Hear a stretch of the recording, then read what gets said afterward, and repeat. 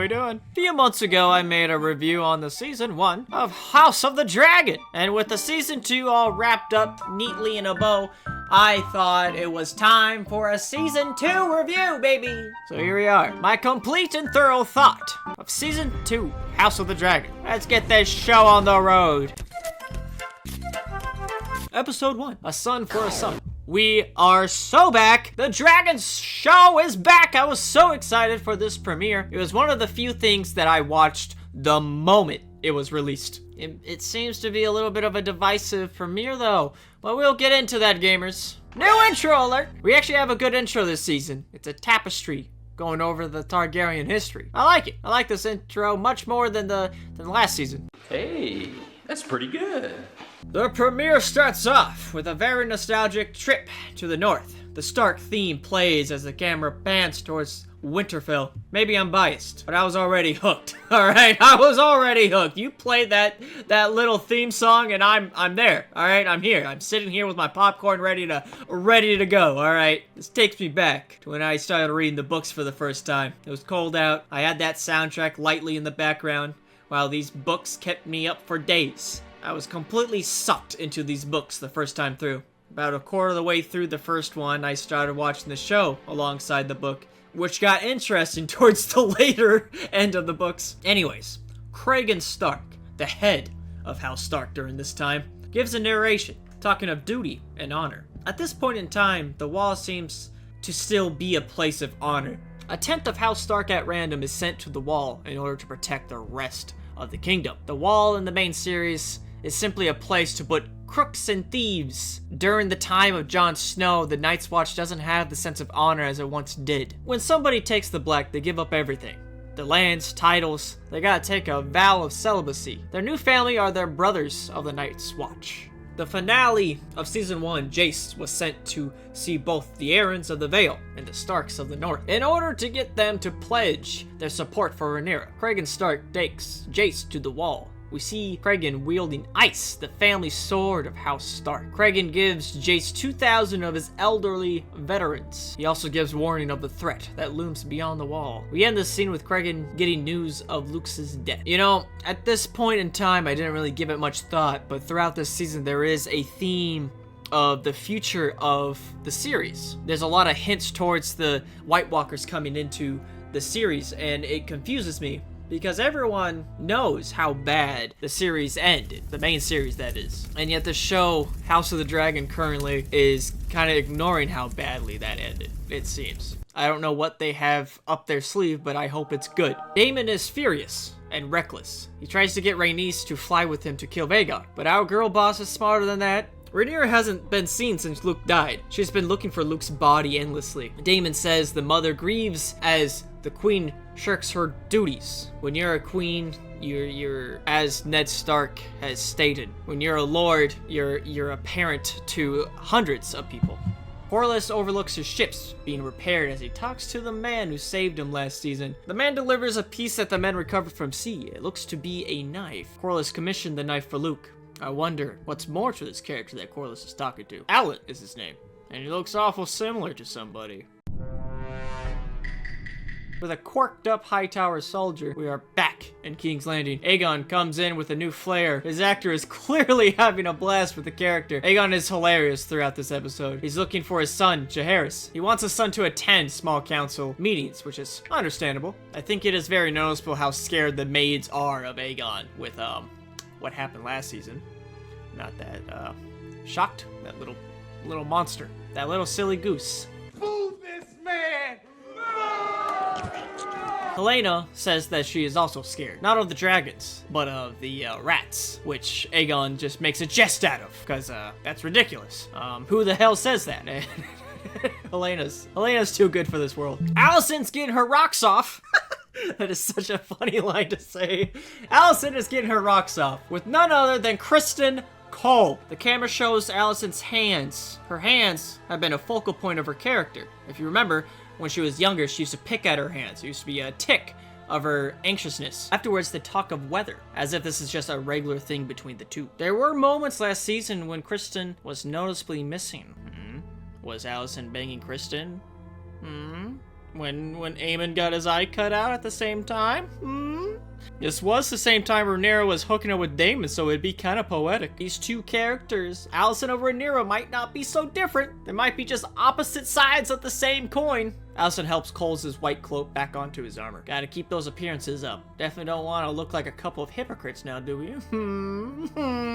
Alicent and Coles show up to the small council together, who Otto takes note of. Aegon and Jaehaerys shows up.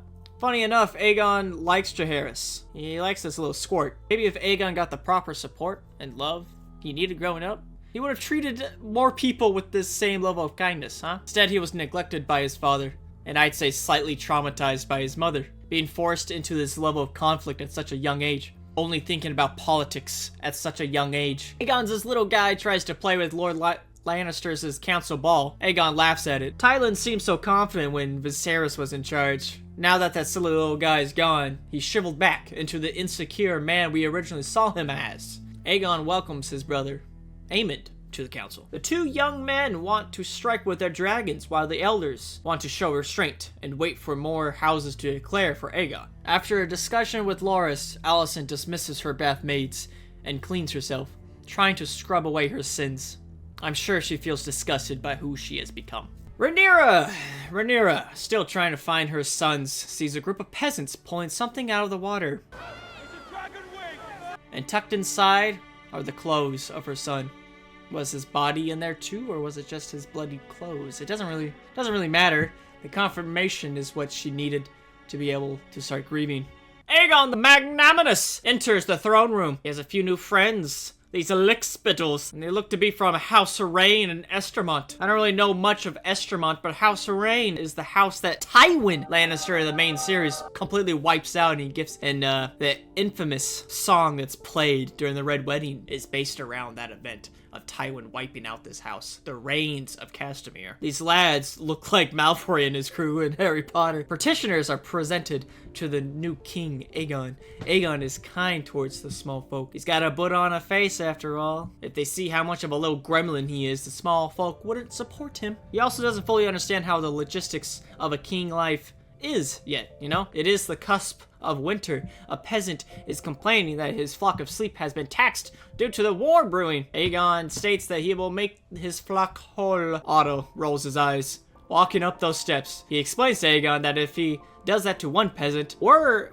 will spread, and more peasants will demand restoration to their flocks. When the king speaks, all hear. Another peasant comes forth. The camera focuses on him more, where it indicates that he's going to be a bigger character later on. His name is Hugh. He's a smith. I do hope we get to see him more. This man looks badass.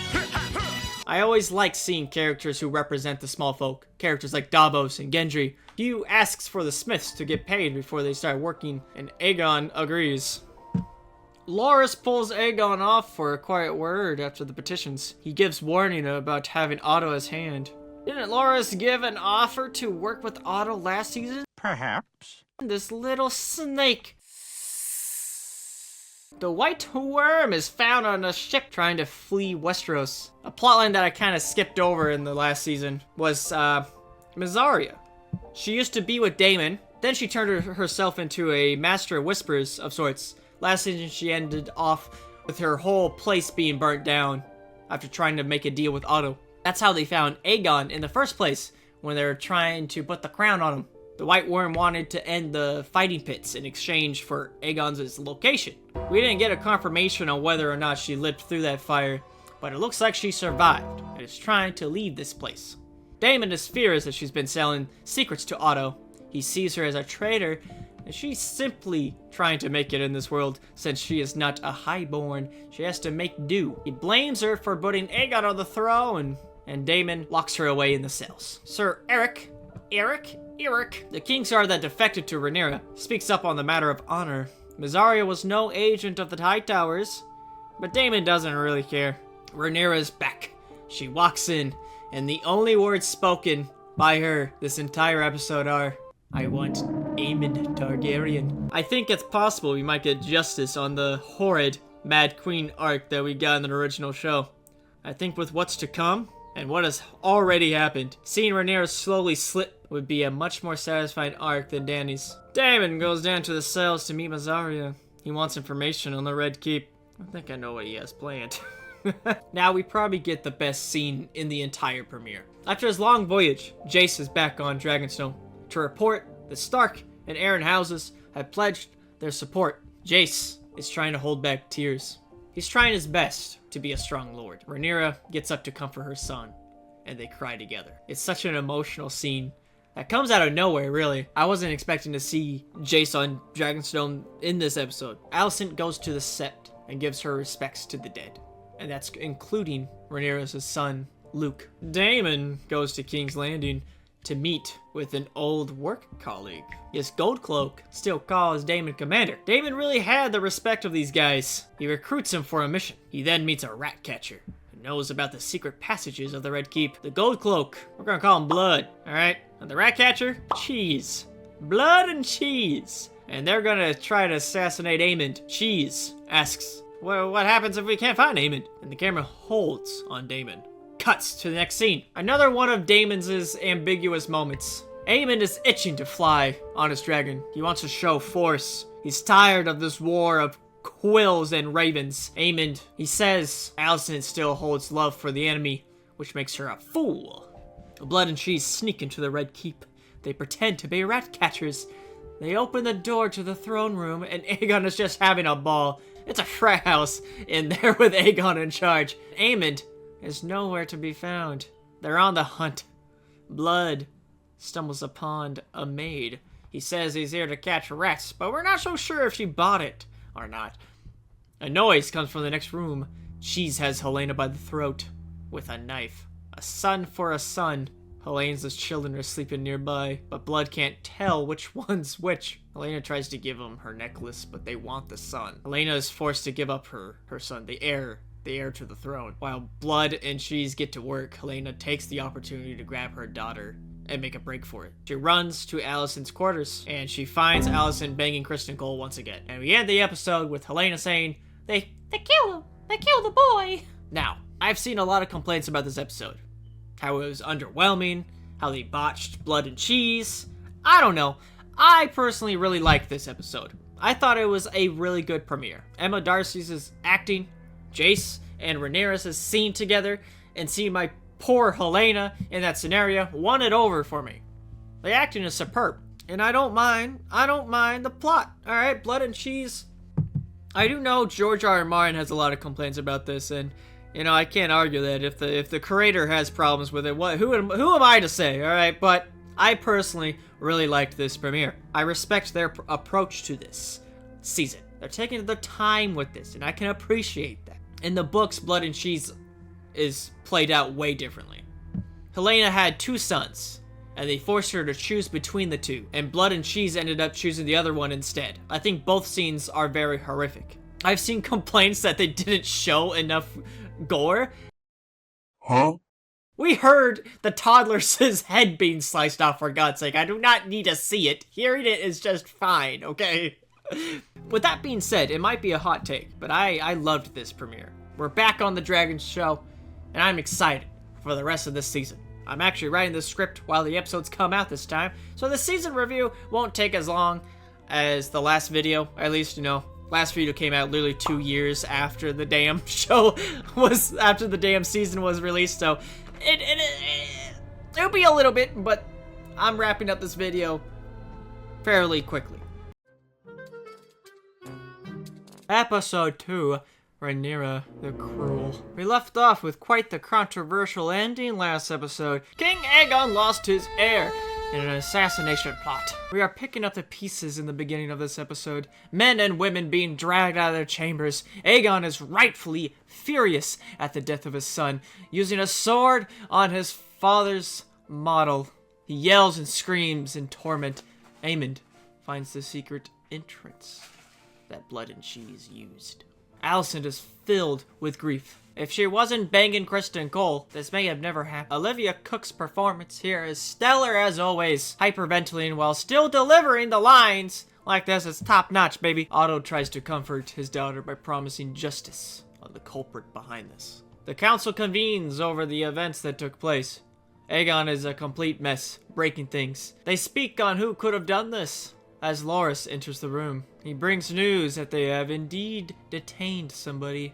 It's Blood. He was caught trying to escape with Jaehaerys' head. Otto wants to use this assassination as a way to hurt Rhaenyra's reputation, having the body of the child pulled through the streets by a cart, shown to the people of what Rhaenyra has done. Alicent and Aegon doesn't like this idea, but they go along with it. Helaena is obviously taking things very harshly. She just lost her son, and she doesn't want to be paraded in the streets for all to see. Her grief is a rough one. Alicent tries to bring up what Helaena saw last night, but she just kind of ignores her. I like the design of these soldiers. The golden dragon of Aegon and the high tower armor is pretty unique.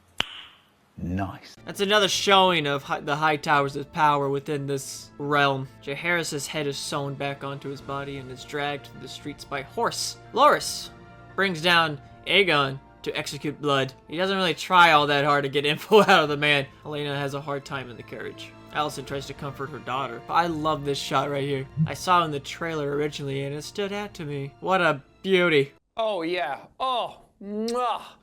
The subtle lines, the shading, the just enigmatic nature of it all. All of this is just, it's perfect. The carriage gets stuck in the mud, which allows the citizens to get closer to the carriage. All of the attention causes Helaena to have a little bit of a panic attack. Rhaenyra gets news of the assassination. She's confused. She definitely didn't have a hand in this plot. Her counselors suspect she did have something to do with it, though. Rhaenys looks at Daemon. This smarty already knew immediately who was behind it. Rhaenyra says she would never do such a thing to Helaena out of all people. She looks at Daemon, and in that moment she realizes who sent the orders. The scene cuts to Rhaenyra and Daemon arguing. Daemon refuses to take responsibility. He says he was clear with his instructions to kill Aemond. I personally think Daemon, in a hasty move to get revenge, ordered the murder of the boy. Just personal take here. Why else would Blood be running off with the head, you know? If the order was to only kill Aemond, why the hell would he think he would get rewarded for killing somebody else instead, you know? Daemon has wounded Rhaenyra's reputation by this act, and the argument grows, bringing up past history. She can't trust him. Rhaenyra points a finger at Daemon, saying that he has used her as a tool to grasp at the inheritance that was taken away from him. She brings up how Daemon was plotting a war when Rhaenyra was given birth all alone. They bring up Viserys. Daemon's inheritance to the throne wasn't taken away, but Daemon gave it up. He was too reckless to be trusted with such power. Daemon admits killing the kid was a mistake, which I think he actually meant it here. Yeah, that man's full of shit, but I think he actually meant it here. I think he realizes what an actual dumb decision that was. Daemon leaves, grabs Caraxes, and flies away, seemingly to Harrenhal. He keeps talking about that fucking place. I love this scene. They bring up so many things that were buried within their relationship and that wasn't really talked about up until this point, and I think it's a very, very important scene between these two characters, and I was waiting for this scene for a long time. There's a lot of stuff within that whole relationship that was never brought up. Very glad they finally talked about all their little issues in this scene. It's a great scene. Very underrated. Probably my favorite scene in this episode. Helaena and Aegon cross paths as they walk up a set of stairs. Aegon looks at Helaena. He looks to her and sees the amount of pain that she's in. He's not the only one sharing this grief. It's a small thing, but I appreciate it. Cole goes into the room Jaehaerys was murdered in. He feels an immense amount of shame, as he should. Game of Thrones loves to create the most hateable characters, and I think we found the show's as Joffrey. Everyone, and I mean everyone, hates this little rat. All my homies hate Cole, alright? They created the stereotypical fantasy knight who falls in love with a princess and spun it on its head. It's kind of genius in a way. It creates this very easily hateable character. He goes to see Sir Eric Cargill. He picks out the dirtiness of his cloak, saying that the cloak is a sign of their dignity. Cole uses his shame to push around Eric. He questions him on his location the night Prince Jaehaerys was murdered. Cole demands Sir Eric to sneak onto Dragonstone to assassinate Rhaenyra, disguised as his own twin. Eric doesn't have a choice in the matter, so he goes off with his orders. Jace and Baela have a scene together. It's nice to have this scene. We don't really see much of Baela.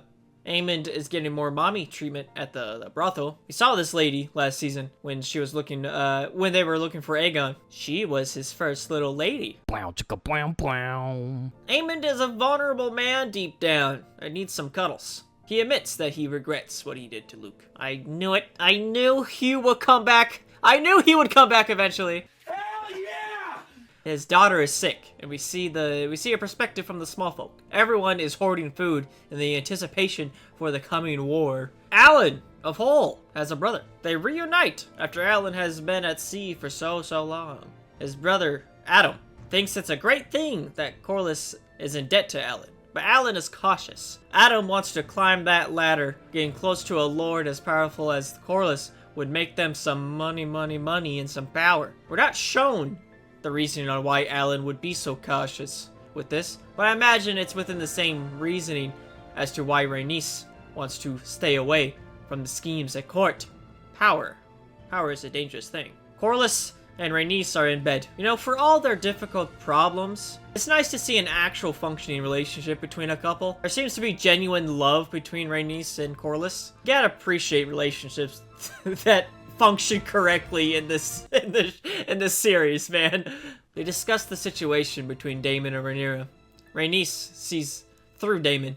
Daemon has to be his own master. Adam looks as a dragon flies over him. My theory is that these two are gonna ride some dragons in the future, and one of them's gonna perish for sure. That's my current theory here. One of them's gonna die. At least one of them.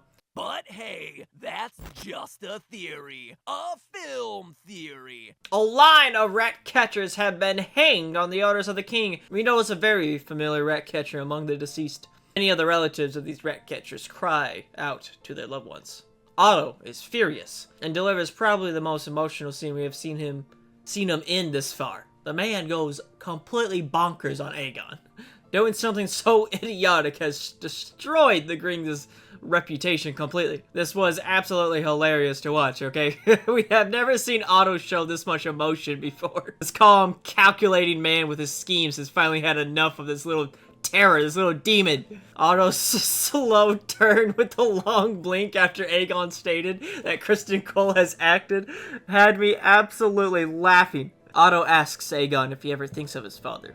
His dignity. By the end of the scene, Aegon strips Otto as hand and gives the title to Criston Cole. That's definitely not gonna backfire later. Otto's by far the smartest one on the Greens' side. Without Otto, pretty boned, okay? Rhaenyra decides to let Mysaria leave Dragonstone. On the way down to her ship, she notices a familiar face walk up towards the castle. Our boy Eric has arrived. What a scene to end the episode on. I only wish we spent more time with the brothers before this happened, but it was still a kick-ass scene. Eric sneaks into the castle disguised as his brother, and it almost works. He's stopped by his own twin, and they battle it out, Anakin and Obi-Wan style. It's an emotional fight. Both brothers clearly not wanting to fight. They don't hate each other. They're still brothers. They still love each other, but they're forced to fight each other simply because of this conflict. Both twins get similar wounds, confusing the viewer on which brother is which. Eventually, one of them gets the upper hand and slays his own. The surviving brother looks at Rhaenyra and says, "Your Grace, forgive me."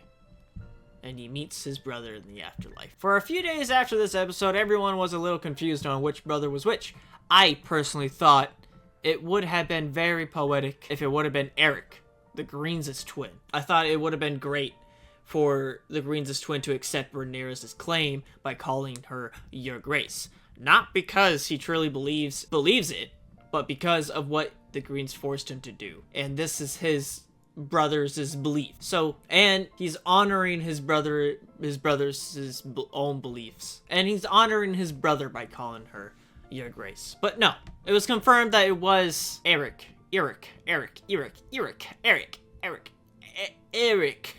the Blacks's twin, who won the fight. Man, both episodes this season, both the beginning episodes, the two first episodes this season ended with crazy scenes, and I'm here for it. I've heard complaints online, but I don't know. I'm enjoying this season so far. Game of Thrones is back, baby.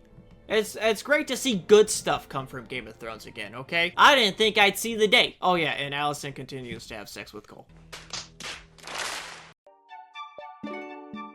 Episode 3, The Burning Mill. Both of the episodes so far this season have had complete doozies of endings. We start this episode off with a skirmish between the Blackwoods and the Brackens. The show has shown the hatred between these two houses before, back in season 1. These two houses share a border that's been in between conflict for a while now. Brackens moved the Boundary Stone, which angered the Blackwoods. If I remember correctly, last season, there was a discussion about the territory issues between the two houses, but the council said that the smaller house matters should be handled with their liege lord, which at this time is an elderly Lord Tully, who is too old and too frail to really deal with such situations these days. House Tully is Catelyn Starks' house in the original show.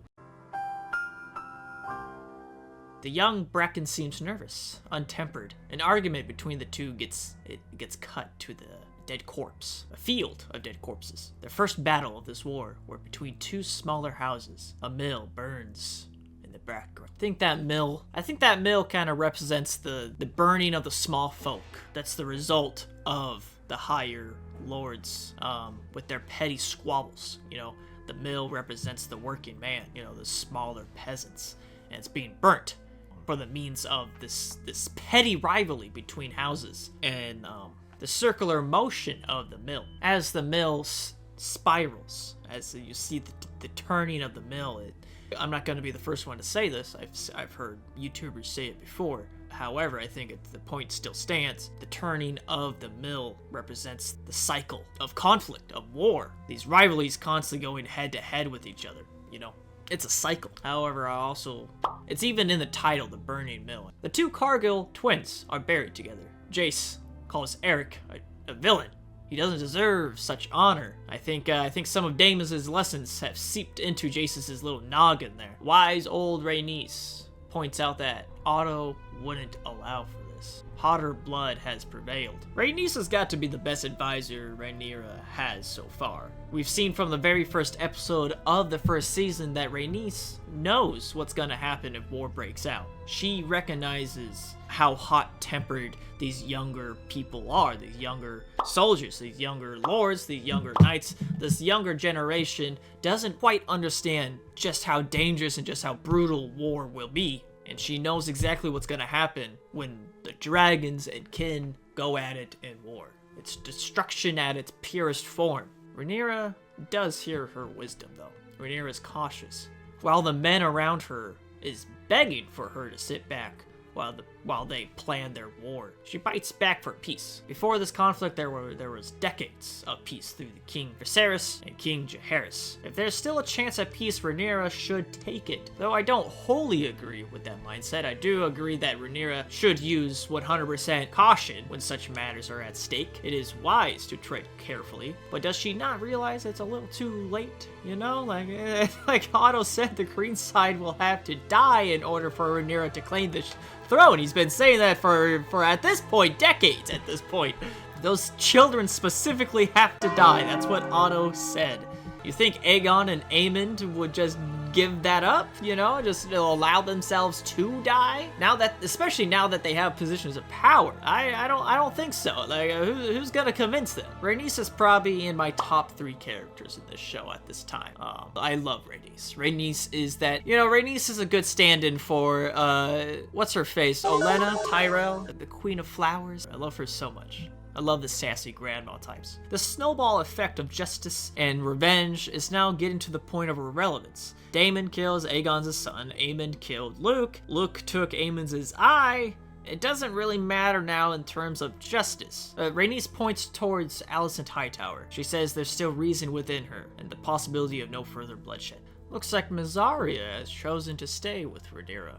An odd pairing, I shall say. Mysaria can become an important ally for Rhaenyra. She can become kind of like a master of whisperers for her. Kind of like a Varys, you know? Her knowledge of King's Landing alone is worth her support. Mysaria does want a place in her court. Rhaenyra showed her mercy and in turn has earned Mysaria's respect. Rhaenyra is sending Rhaena to the Vale. Lady Arryn has requested a dragon for protection for her support in the war. The dragon Rhaenyra is sending It's a cute little hatchling. It's a little itty bitty little guy. It won't really defend much. Hopefully the Arryns won't take offense. Rhaena thinks she's being sent off away from the action. While everyone is taking part in this conflict, Rhaena feels like she's being sent away. While in truth, she has a very vital role. She's also being sent with dragon eggs, which could very well be the last of the dragons. Little do they know how true that will be. These dragons will eventually become Daenerys' eggs in the original show.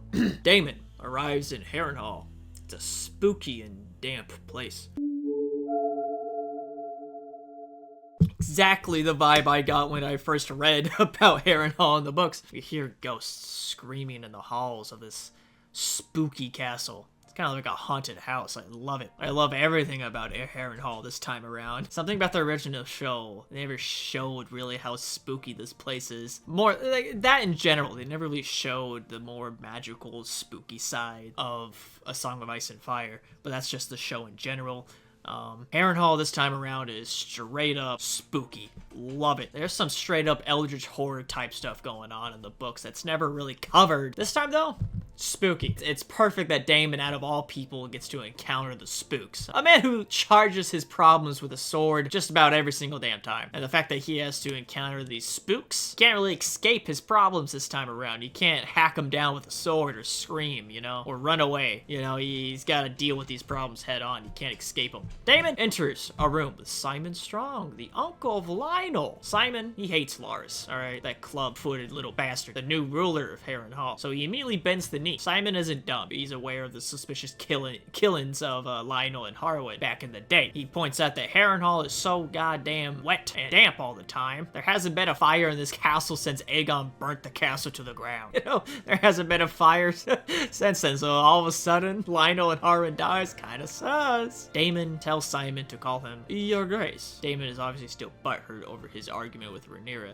and does this just a little bit of treason, just a little bit to cope with his fifis.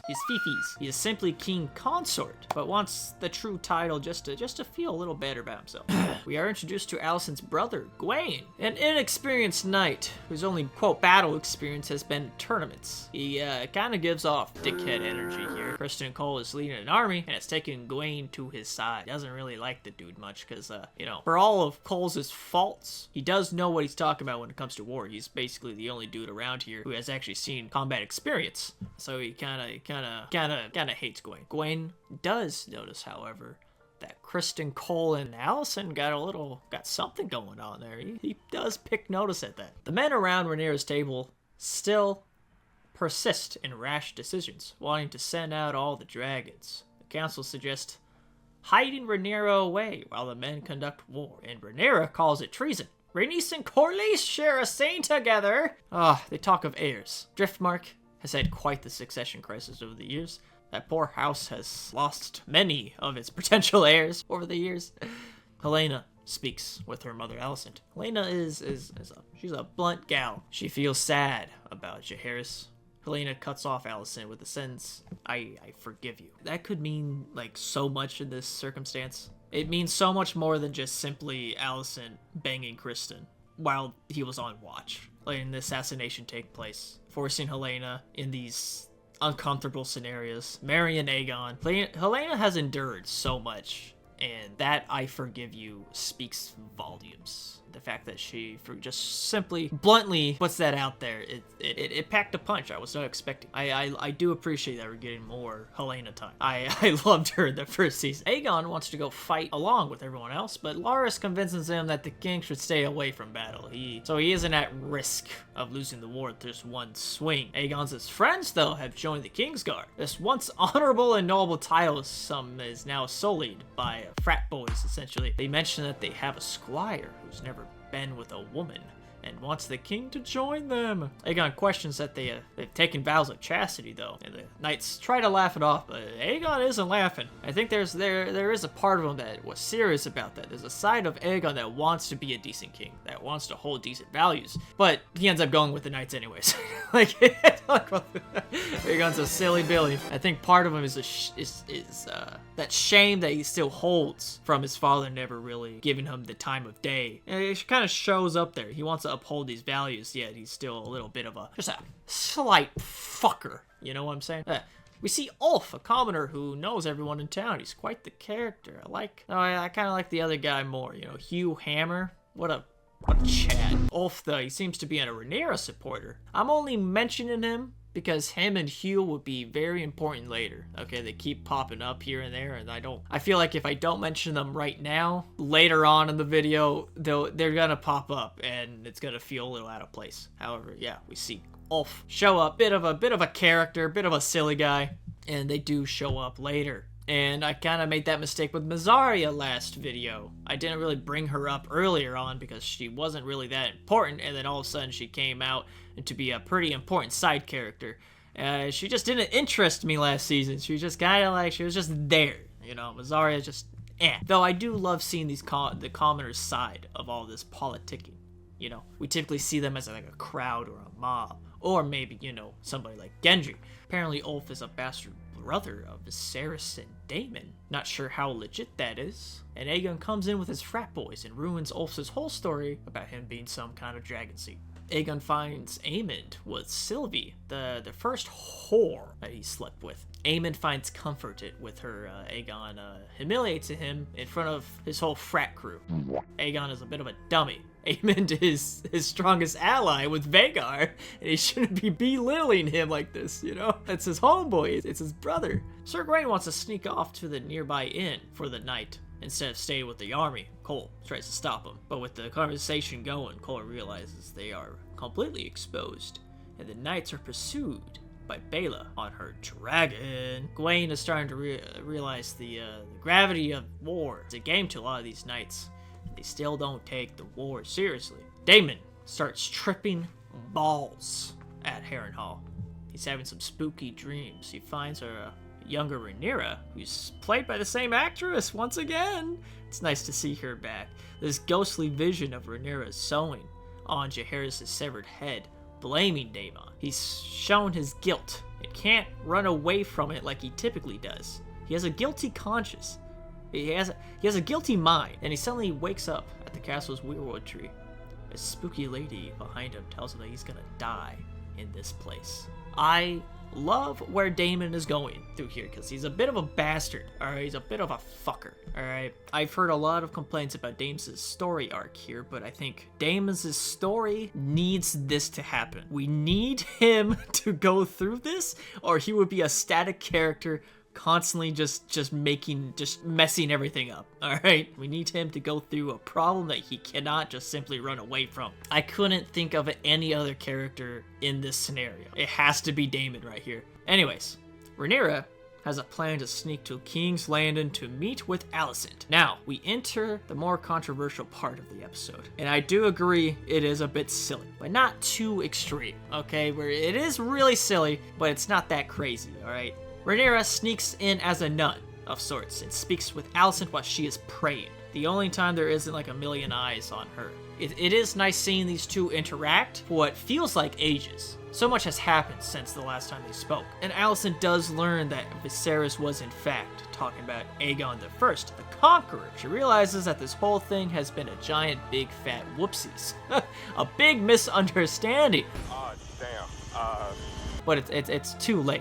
Too much blood has been spilled. Too many moving parts are now in play. So Alicent leaves Rhaenyra, and they part fully now as enemies. So it seems. Not a bad scene at all. However, what led up to the scene was really silly, alright? But the dialogue was good. I think this conversation needed to happen. However, I think what led up to the conversation happening was very silly, and they should have done that a bit better. And that's where we ended. Good episode, not bad. Some noteworthy parts in my opinion. Daemon's little side quest in the Riverlands, you know, this very important scene between Rhaenyra and Alicent. It's a decent episode. It's solid, all right? It's pretty good. Episode 4, The Red Dragon and the Gold. Not the most memorable of episode titles, but don't let that fool you. This episode is an absolute banger! The most action-packed in this season by far, without the issues that Season 1 action set pieces had. Looking at you, Daemon. I am grateful for the Game of Thrones YouTubers out there. They gave me a lot of motivation for this style of content, but ever since I started making these types of videos, I slowly stopped watching those guys. I don't like the idea of accidentally copying them in any way. I want to have as much of a original point as I can. After I edit my stuff, I still watch them from time to time. But while actually making the videos, I tend to stay away from that side of YouTube personally. We start this episode off with another one of Daemon's trippy dreams. He walks into the throne room and sees Rhaenyra, her younger self, wearing the older version's clothing. The crown is too big for her head. We're getting a more vulnerable side of Daemon. We're seeing a lot of guilt in these dreams. These trippy psychedelic dreams are eating away at him. The guilt of his past actions is finally coming back to bite him. It's funny seeing him try to play politics while tripping balls. This character was perfect to put in this scenario. He meets with the heir to the Riverlands, a boy. The Lord Tully is too old and frail to meet with Daemon, so Oscar Tully isn't what Daemon expects. He needs an army, and having the Lord Paramount too old to make any decisions makes things a little complicated. Alicent makes some moon tea. I love the hypocrisy in this one. When Rhaenyra was doing very similar actions, it broke their relationship apart. Maybe Alicent's relationship with Cole is something out of spite. If she does it, why can't I? Kind of mentality. Congratulations. You are a hypocrite. Though I do remember Alicent making a comment on Cole way back in the first episode of season 1. Gods, he's Dornish. Criston Cole marches in the Crownlands. The Crownlands is the region around King's Landing. Many smaller lords reside there. They are direct vassals of King's Landing itself. Rhaenyra's council is made up of lords from this region. Cole swiftly marches through this area, claiming the castles of the ones who declared for the Blacks. Cole has quite the large force, which confuses the Blacks. He's wasting time with these small itty-bitty lords. Why does he have such a large army for such a small itty-bitty castles, you know? Aemond and Cole have a plan for this castle called Rook's Rest. Without Aegon's command, this angers Aegon. He wants to be informed on such matters, yet everyone doesn't take him seriously enough. Aemond speaks in High Valyrian to Aegon. Aegon never studied well, so he speaks in a broken language. Kind of a way to dunk on your brother there, Aemond. Daemon has another vision. This time, he sees himself as Aemond. Aemond basically is a younger version of Daemon, just without the dedication to his family, I suppose. Daemon meets with a creepy witch lady named Alice Rivers. He has a strange connection with this lady. She's obviously the source of his visions. She gives him a potion of sorts, telling him he needs to sleep. He needs his sleepy time. He immediately wakes to a meeting with Sir Blackwood, and he sees his dead wife, Laena. I love this portion of the show. All right, they're really diving into the magic of the world of Westeros. That's in the books that they kind of left out in the original show. The original show, they're scared of magic, and they're allergic to magic in their original show. But this time around, they're really diving into the magical side of A Song of Ice and Fire, and I really appreciate that. Aegon speaks with Alicent, wishing for her counsel. Now, he complains about everyone. They don't care what he thinks. Alicent, though, has about enough of all of it and tells him off. Simply being king doesn't grant wisdom. She tells Aegon to do what he'll be useful for, and that is nothing. She's finally just had enough. And she just tells him to, hey, suck it up, Buttercup. You kinda suck, dude. You kinda suck. Just sit around. Sit around on your ass, please. Rhaenyra's council has gotten word that Cole marches on Rook's Rest, an easy yet small claim, and so close to Dragonstone. If one of Rhaenyra's dragons flies over there real quick and burns Cole's forces, that would be great for the war effort. Rhaenyra is confused on why Rook's Rest out of all places. There is no true military gain from such a small castle. They argue over whose dragon to send. Rhaenys is the ultimate choice. She will meet Cole on the battlefield. Rhaenyra finally tells Jace about the prophecy. We don't get another intense scene of them telling us the prophecy, though. Rhaenyra tells Jace, while we both see Aegon and Rhaenys prepare their dragons for battle. Aegon gets drunk and rash. He wants to prove himself. He's fed up. He grabs his dragon and goes to meet with Cole at Rook's Rest. We better see some dragon on dragon action, baby. Aegon, guys, don't drink and ride your dragon, okay, guys? It's not good for your health. I love their depictions of battles this season. It's gritty and gruesome, as they should be. One of my biggest critiques of the original show is that once they started to actually show the battles that they left out in the earlier seasons, they became too showboaty. Like, one of the bigger themes of A Song of Ice and Fire is just how gruesome war is, and the ramifications of having war. War is the worst outcome by far, and the books really show that. However, in the show, they really, for example, the Battle of the Bastards, okay? Beautiful scene, okay? Gorgeous scene. However, it kind of misses the point of the entire theme of A Song of Ice and Fire as a whole. But this time around, House of the Dragon, they really, besides Daemon's shit in season 1, that's, yeah. But this battle at Rook's Rest really shows just how gruesome war is. There's a lot of symbolism of dragons in A Song of Ice and Fire for being nukes in the real world, and I really see that there. Nukes are very powerful things, however, in the wrong hands, and when used in war, people of all sides, it doesn't matter who you are on the battlefield or where you are at the time, who you are really, everyone is victim to such powerful forces, and it's shown through this scene of two dragons duking it out. Everyone sees the dragon and starts to run. Cole calls for the signal. Then we see the true plan behind Cole and Aemon. Vhagar awaits in the forest. This whole siege was just to draw out a dragon. Meleys comes and burns Cole's forces. And we see just how weak an army is to a dragon. It truly is a dragon on dragon war. Whoever has the most amount of dragons wins, hands down, maybe. As Aemon rises with Vhagar, Aegon flies over with his dragon Sunfire, ruining their sneak attack. Aemon waits just a moment. Sunfire flies towards Meleys, and they have a little tangle. Cole is confused and rightfully so pissed off when he sees Sunfire instead of Vhagar. Aegon never really stood a chance against Rhaenys.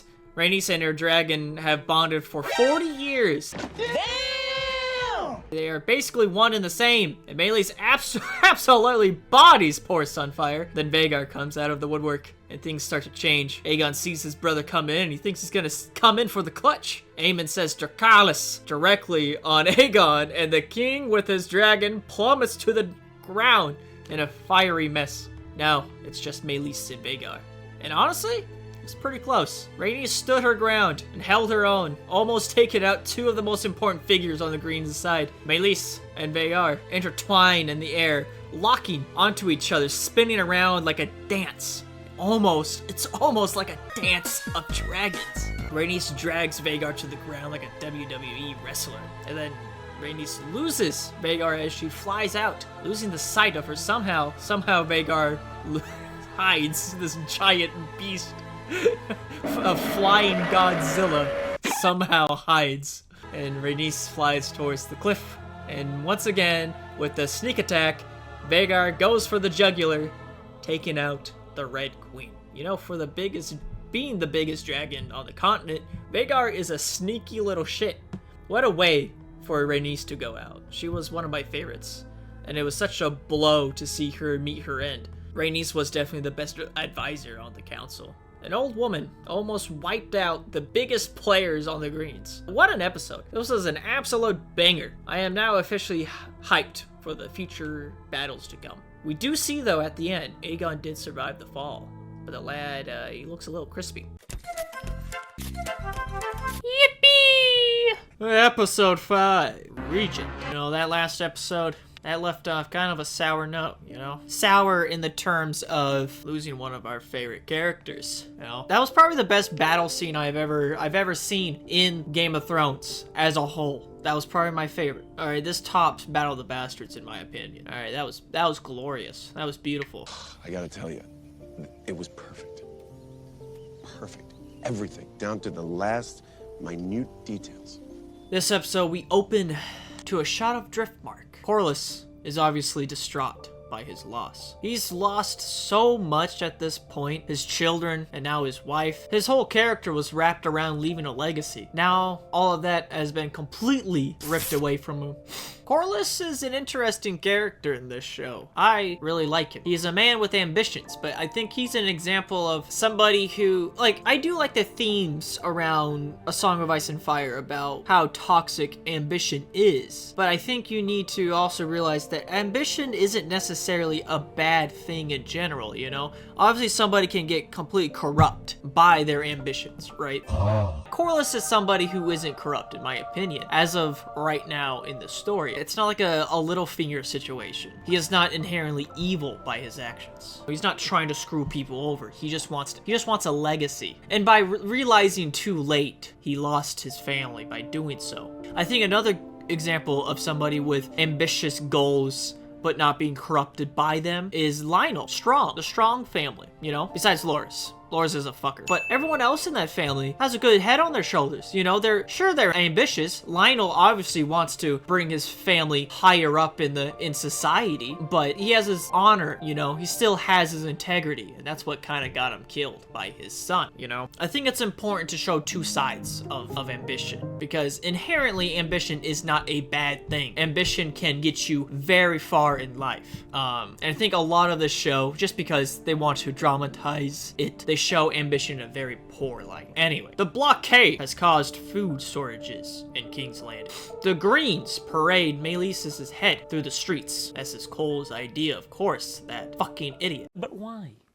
Why would you do that? Dragons and their riders are seen as gods among the small folk. Of course, if you only have one family who are able to ride dragons above these little peasants, these ants on the ground, of course they're gonna look up and view them as gods. But showcasing the head of a dragon through the streets, it shows the fact that they are just creatures and can be slain like anything else. This could definitely backfire on the Greens.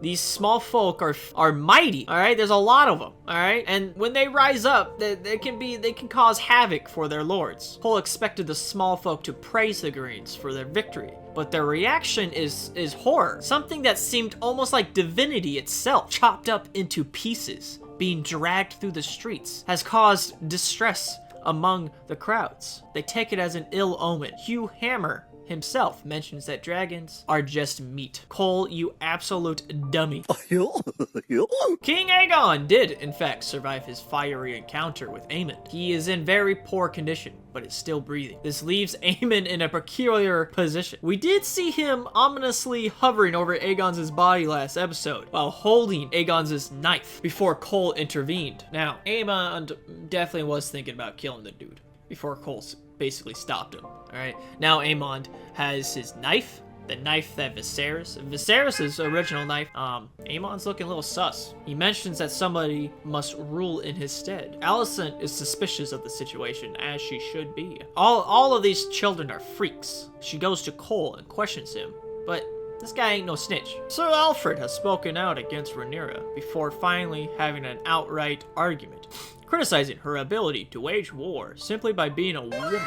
She spats back that there has been peace during their lifetime. Nothing but peace. He hasn't seen any more conflict than she has. Daemon is doing classic Daemon shenanigans. He threatens the Brackens with his dragon, but the stubborn bastards just won't budge. And now Daemon doesn't really know what to do. You know, he was kind of shocked that the Brackens had the spine to just kind of puff their chest out towards a dragon. Willem Blackwood and his house has had a infamous feud with the Brackens for centuries. He urges Daemon to oblige their wish to meet with fire. But Daemon flew all the way over here to raise swords, not burnt corpses. Daemon asks Willem to go for more of a path of intrigue, a more subtle way of persuasion, you know, a little bit of a war crime here and there. He asks Willem to go stealthily, do not fly the colors of any houses. I hope this doesn't backfire on the dude. The Eyrie, an underrated castle. It's a shame we don't see the Arryns very often. I always felt the Eyrie was so goddamn cool. You know, the idea of like these knights, especially with their whole heraldry. It's like a sparrow, right? It's like a bird. Very cool. It's like this castle up in the heavens in a way, you know? It's kind of badass, but we never really get to see them all that often. It's a real shame. We don't really know all that much about the Arryns themselves. I find this whole side of Westeros kind of lacking. You know, I think the coolest house in this side of Westeros is shit, I gotta look it up real fast. Hang on. Royce! House Royce, yes. I find House Royce to be very cool. Lady Rhaena has finally showed up at the Vale. Lady Arryn is indeed unhappy about not getting a dragon for protection. She's not a happy camper. We don't really get a whole lot more out of this They have a little bit of dialogue, but there's nothing really all that happens, alright? Spoiler alert, okay? This whole plot line, I kind of despise. I'll get into it later, in later videos, as we move on, but I personally kind of despise this plot line in this season. And I've got to say, in all honesty, it's the biggest piece of dog shit. I'll get to it later, alright? Moving on. Daemon has a trippy sex dream. It wouldn't be Game of Thrones without incest. You know what I'm saying? You're goddamn right. He dreams of his mother. To be fair, most of the time, the incest is consensual, okay? Most of the time, the incest is between two lovers. This time, though, he is quite disgusted by the fact that he's having a dream about his mommy. And this is just another one of the creepy visions that the witch lady is putting into his noggin while he sleeps. That witch lady is still 100% messing with his noggin. He wakes up from the dream at the dinner table with the Strongs. The witch lady staring at him. Simon Strong dunks on Daemon as well. Again, not truly being the king, but simply being the consort. The Green Council discuss Aegon's condition, and the one who will rule in his place until he recovers. Alicent thinks it's only natural that she rules. Since she took that same role, Alicent thinks it's only natural that she rules. Since she took that same role when Viserys grew sick. But all the men around the table reject her. Almost laughingly so. And she's shocked. She's taken aback by this. Impossible. They rather Aemond in this position to rule in his brother's place. Alicent completely disconnects from the situation, disassociating from this whole table of men that she helped create. She was an active player here, and now she's been rejected by all these people, and she feels rejected. And you know, what did you expect, Alicent? This whole group of men rejected Rhaenyra's claim simply because she's a woman. Do you think you were gonna fucking rule? I don't think so, Alicent. I don't think so at all. And I think that fact, you know, is really starting to weigh in on her, because this whole thing was kind of a misunderstanding to begin with, and now that she's kind of been rejected by all these people, yeah, no, she's not feeling good. She's not feeling great. Alicent is not feeling good at all. I adore her character, honestly. Alicent is a much more sympathetic character in this situation. She obviously takes the place of Cersei in this story. Cersei is a cunt, though. Alicent is a much more sympathetic character. Alright, she actually believes, at least did believe, in her position in this story. And sure, you can say Cersei believed in her position, okay? But that's not the point I'm trying to make, okay? Cersei was an absolute crazy lunatic. Alright, Alicent's at least a proper lady of her time. Okay, Cersei was she was crazy, alright? She was loco. Our baby boy set to marry that smirking whore from Highgarden. If you read her chapters in Feast for Crows, okay, you'd understand. Cersei is a nutcase. Hugh Hammer and his wife talk about what to do. I don't know why I said that so, I don't know why I had some oomph there. This is a very desperate situation that they're in, okay? The small folk are stealing food, and things are starting to get a little sketchy here. His daughter is still sick. His wife wants to go to Templeton, some town out there, you know, somewhere. I'm not that into the lore, my bad. It's somewhere out there. Hugh's pride won't have that, though. There's nothing for them in Templeton. They'd have to beg to survive. Hugh was supposed to be paid for Hugh's work, and that payment has never arrived. The king lied. Why the fuck you lying? You know what's most fucked up about that? Aegon probably just forgot. You know what I mean? Like, I'm sure if Aegon was reminded of the fact that, oh yeah, he was supposed to pay this guy, he'd actually pay him. You know? I think that's what's most fucked up about this whole thing. Aegon is just such a doofus that he probably just forgot to pay him. It wasn't really all that intentional, but that little shithead, that dummy, just completely forgot. It just shows that like people like Hugh simply aren't in Aegon's interest. Aegon wasn't intentionally trying to screw over the Smiths. He's just so wrapped up in his own little shenanigans and ill fit to be actually doing kingly duties that payment just never happened. And now, of course, Aegon is burnt toast. So good luck on that payment there, Hugh. Sorry, pal. Alicent confronts Cole for not siding with her during the council scene. She drops an absolute banger of a line. Has your loyalty faded, or does it flourish only at night and flee the sunrise like a moth? God damn. God damn, who wrote that line? Alright, they need a promotion. Someone cooked here.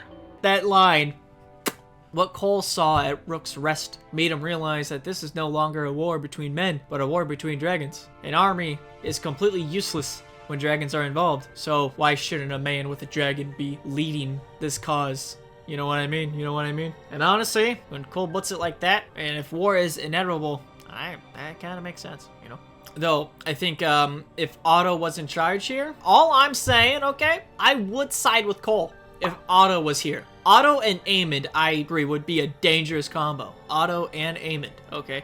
Those two would be dangerous. But just Aemond, he's a little crazy, all right? He's a little bit of a nutcase by himself. A distraught Corlys overlooks the sea. He's completely destroyed. I'm sure he's regretting a lot of his choices. Baela joins him, and they talk of Rhaenys. Everything that Corlys built was for her. I gotta check something. Didn't Corlys name his ship after her? Yeah, he did. Okay, that's a badass ship name. That is like some Blackbeard type shit right there, dude. The Queen Who Never Was. He even ends up renaming his ship the Queen Who Never Was after his late wife, Rhaenys. All of his trinkets from his adventures were all for her. I think that also gives credit when credit is due. Corlys was a solid man, alright? He may be a bit of a, what they call a boomer these days, but Corlys was a solid dude. He was an ambitious man, I'll give him credit for that. Baela gives news that Rhaenyra wishes to name Corlys her hand, and he puts blame on Rhaenyra, you know? He blames Rhaenyra for most of his family's misfortune. He is also desperate for an heir at this point, and he tries Baela, but she refuses. She's no sailor. She's a Targaryen. She's fire and blood, baby. Daemon, doing Daemon things, continues to have a trippy time at Harrenhal. The River Lords come and pay him a visit. They are quite angry. There's been complications with bringing in House Bracken. Yes, they have bent the knee. However, Willem Blackwood was not subtle with it at all, despite Daemon's clear wording. He proudly wore the colors of House Targaryen while they target the women and the children. And these River Lords demand justice for William's crimes. That's basically the episode. There's a scene where Rhaenyra talks with Jace. He went up with the phrase for passage for the men that the Starks are sending. Rhaenyra is going through the old lineages of Targaryens, trying to find people who may have dragon blood.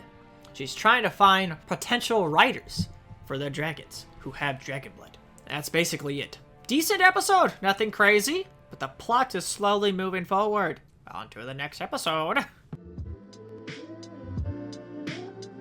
La la la! Episode 6. Small folk. I'll be right back. Bibbidi-bop-bop-boom!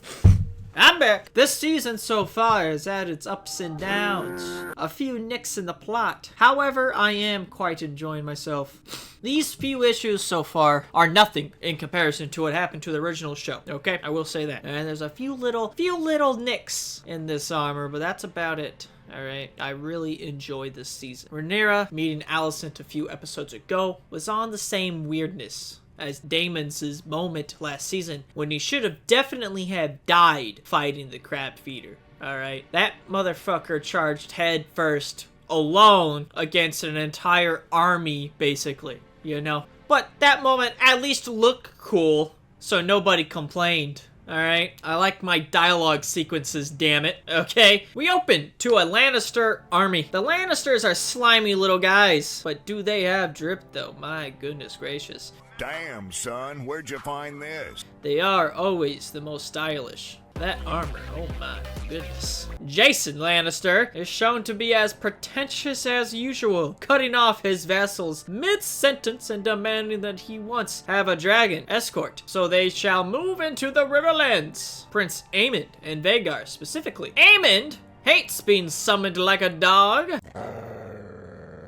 He's a little ticked off by the request. Speaking of the crab feeder, the stepstones, and all that jazz down there in the south, Aemon sends Tywin Lannister to treat with the Triarch. They would be quite the alliance. They can help break apart the blockade holding King's Landing hostage. This isn't a bad time to ask where the hell Otto has been. We haven't seen him since the second episode, when Aegon told him to kick rocks. Alicent advised him to go see the Tyrells over there in the Reach, but we have yet to get an update on the man. He's just AWOL. Corlys has accepted Rhaenyra's proposal as her hand. Now Rhaenyra wants to do something a little crazy.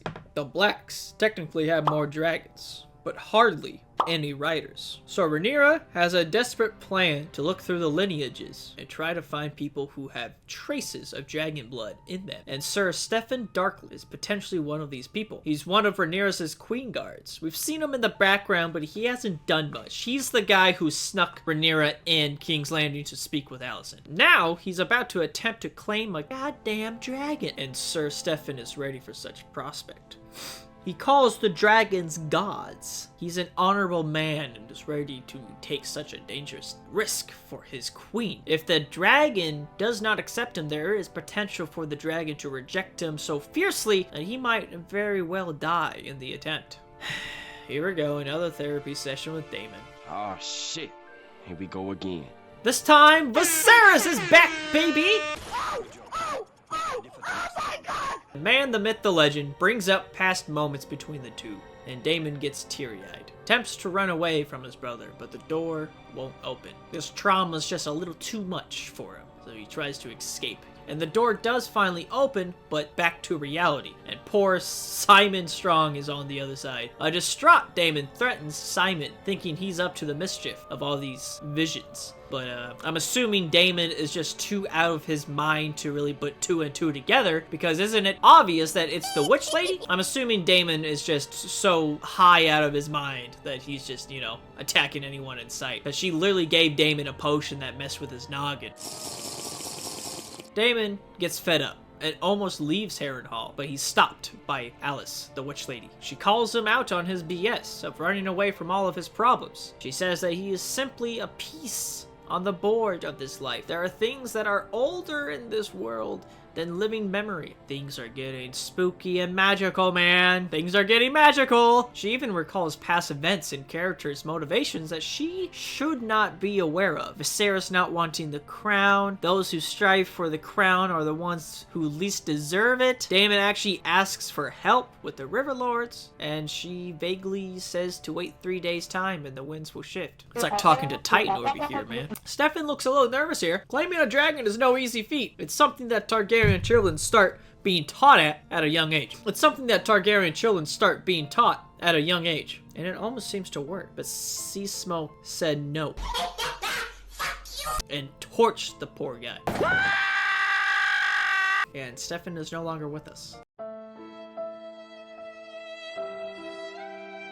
Rhaenyra is really losing Queen's guards left and right, and she's slightly horrified by what just happened. Her poor Queen's guard gets lit up like no other. He's gone. Corlys has a talk with Alan. He wants Alan as his first mate, but Alan, he wants nothing to do with it. We still don't know why Alan is so distant with Corlys. He's bald. I'm assuming he's bald because he doesn't want his white hair to grow. He doesn't want to look like his father. I'm assuming so. The unrest is getting worse in King's Landing. Mysaria sent some peeps to stir up the trouble. People blaming Aemon and the Greens for the lack of food. Having carts of sheep dragged through the streets for the dragons definitely doesn't help the situation. Aemon visits Aegon as he's healing. He asks him if he remembers. He even threatens him if he speaks about what happened. Aemon leaves his council ball that, funny enough, looks like an eye, as if Aemon watching him. This is very interesting. Aemon was slightly sympathetic growing up because he was like the bullied child, right? So like his motivations, his ego trip once he got Vhagar kind of was understood, right? But now it's gotten to the point where I'm like, oh my, Aemon. He's really going down that path, ain't he? Alan does shave his white hair, we see. He seems to try his best at distancing himself from his father's heritage. Maybe he's ashamed being a bastard.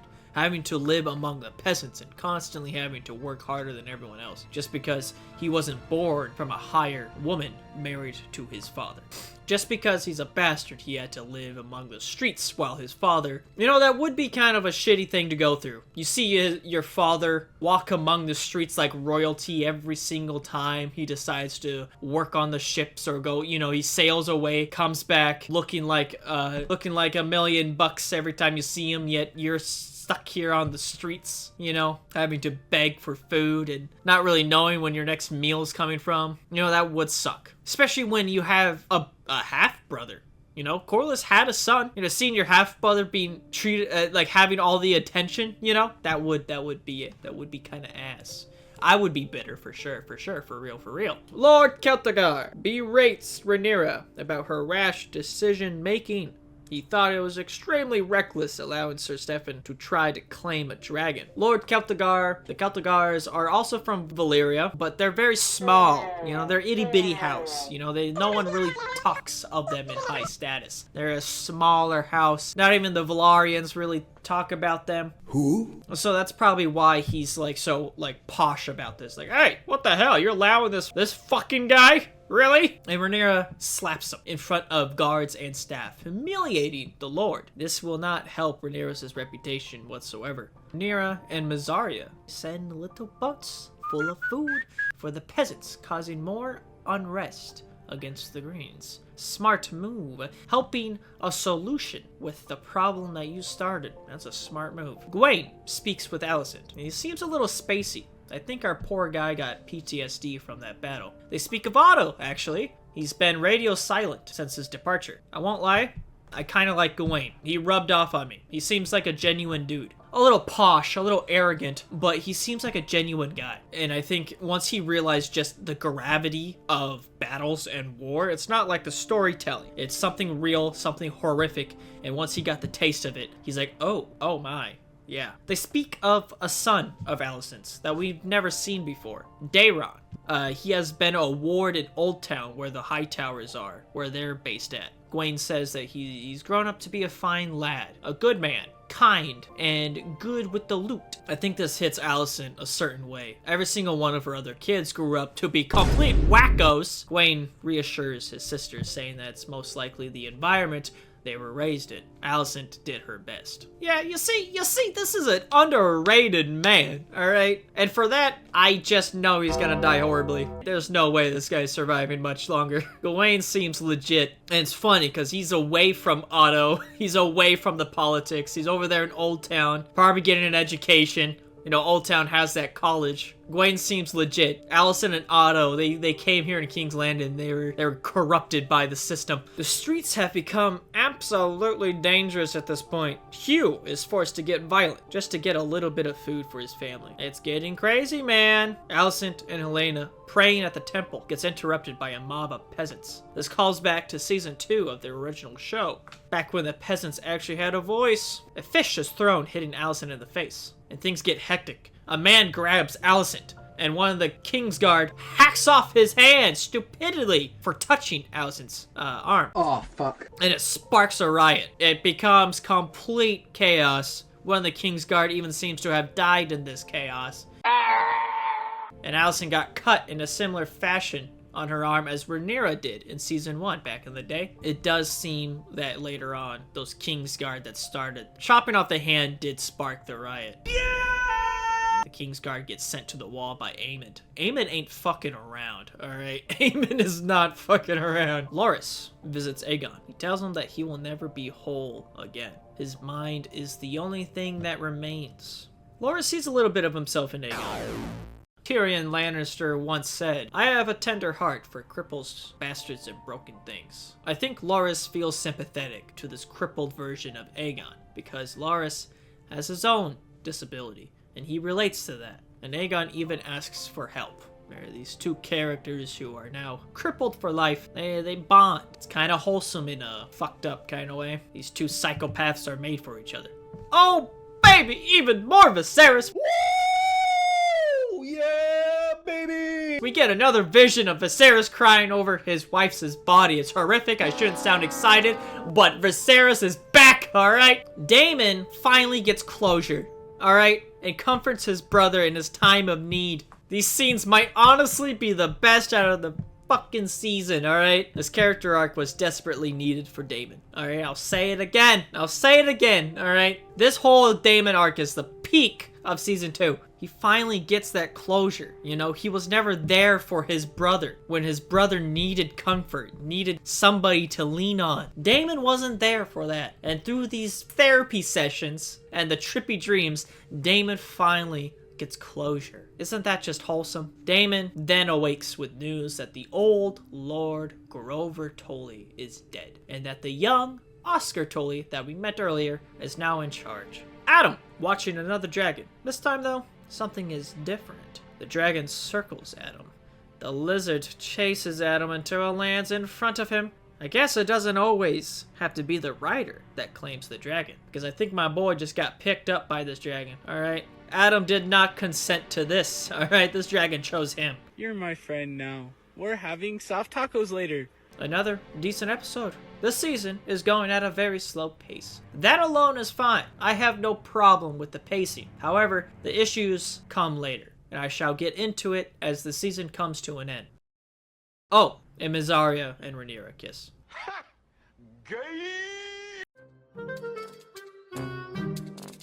Episode 7, The Red Sowing. Getting close to the end now, my gamers. Rhaenyra goes out to meet this mysterious rider of Sea Smoke. Adam's like, bro, Sea Smoke chose me. I don't know what's going on here, bro. I do like the tension, though. It's like handing a random person a nuke. Like, what are you gonna do with that thing, man? Adam almost immediately bends the knee for Rhaenyra. Here's my question, though. Who the hell is Adam's mother? Okay, Alan could probably claim a dragon, too, if his brother could. Though I have a feeling Alan will turn out similarly like his father. Their mother must have had some form of Targaryen blood. It's very interesting. Maybe Corlys has a thing for ladies with white hair. I don't know. My man! Besides that conundrum, Rhaenyra's mission on finding people with dragon blood has gained some progress.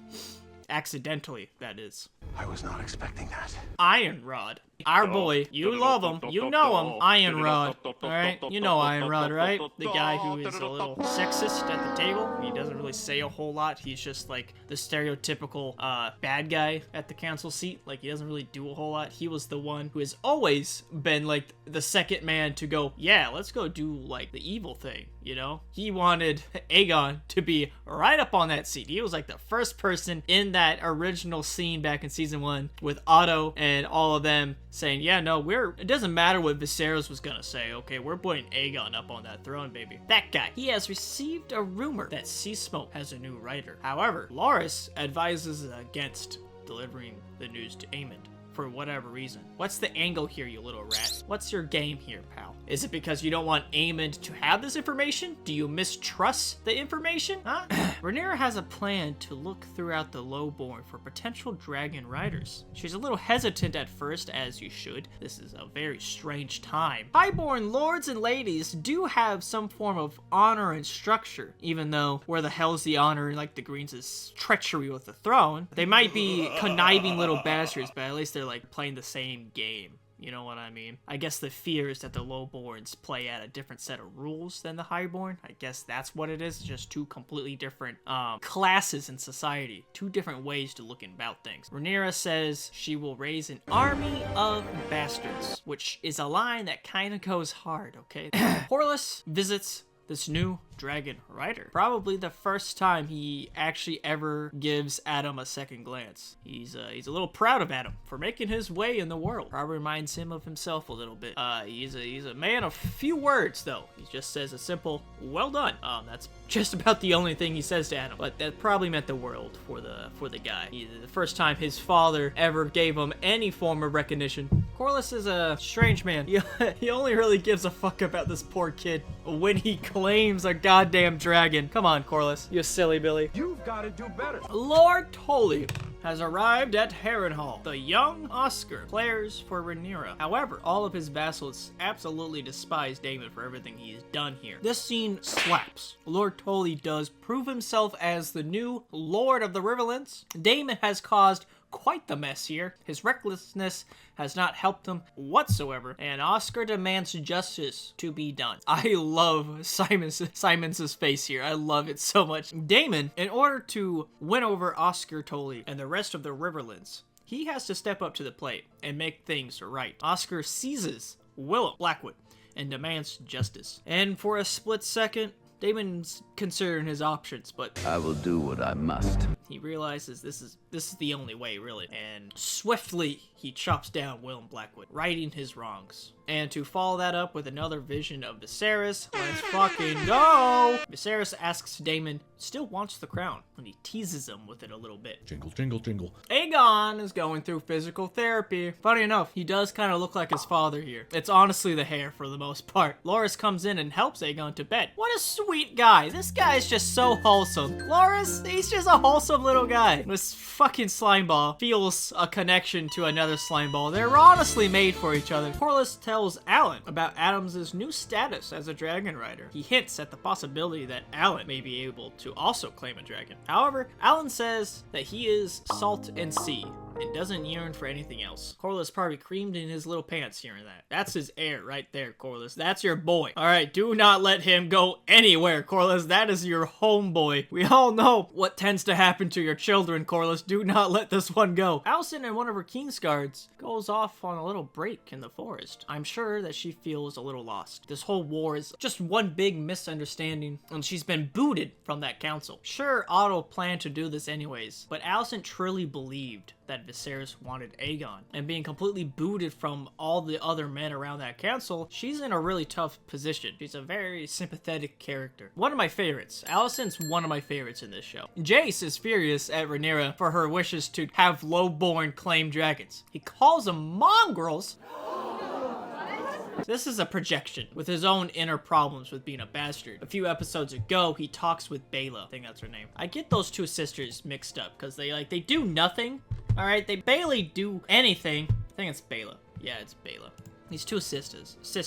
These two sisters! A few episodes ago, Jace and Baela share a scene together where he talks about his father, whether or not he actually, cared for him and all that. It was a very sweet scene, alright? But he still has shame for being a bastard. You know, he hates that fact that he is a bastard. He hates the fact that his hair isn't silver, because that would be way easier to discredit the claims. But his hair is black for all to see who his true father was. And he's projecting all of that shame and hatred for himself onto these lowborn that Rhaenyra wants to recruit. Kind of a cool scene, alright? I really like Jace for very certain moments, you know? Very certain moments like this, I really like Jace. Besides that, you know, like all the other children, just kind of sits there and then he has a moment to shine. Like that very first or second episode, he comes back. I think it was the first episode. He comes back and him and Rhaenyra cry together.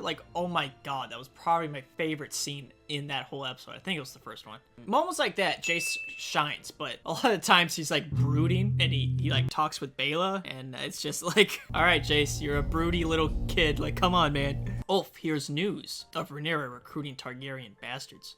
And off we go. Hugh also hears the news. He never knew his father, but his mother had silver hair. She told Hugh that her brother's boys were Viserys and Daemon. Hugh's wife argues against going. Their daughter sadly passed away, and it feels like he kind of has to do this. He has to take that chance at claiming a dragon, so he doesn't have to go through this tragedy again. He feels like his status will rise up a bit if he has a dragon, which, you know, obviously. I mean, you have a dragon, who's gonna stop you from doing things, you know? Alicent takes a dip in a lake. Water has been showing up a lot with Alicent, you know? I think a lot of the times it's her contemplating life itself, you know? It's contemplating she's contemplating whether she wants to still live, but she does end up going back. The Dragon Keepers protest against Rhaenyra on letting common-born claim dragons. They claim that these people are no dragon lords. Dragons are sacred, the last magic of Valyria, and they refuse to be a part of this. They take great offense at this claiming of dragons. Rhaenyra talks to these people, hypes them up for what they're about to do. If they face a dragon, they're risking their life, but if they succeed, their lives will be transformed forever. Vermithor will be the dragon that they're going to try to claim. Elderly, fierce dragon. This dragon was the dragon of King Jaehaerys, king before Viserys. And this next scene is probably one of the highlights of the season, okay?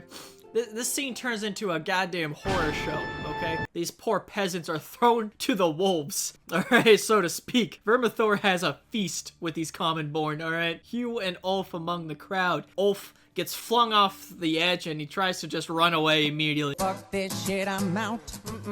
Others attempt to do so, but get completely scorched. Hugh hides with some lady behind a rock, and then he just says, like, fuck it, and face the mofo.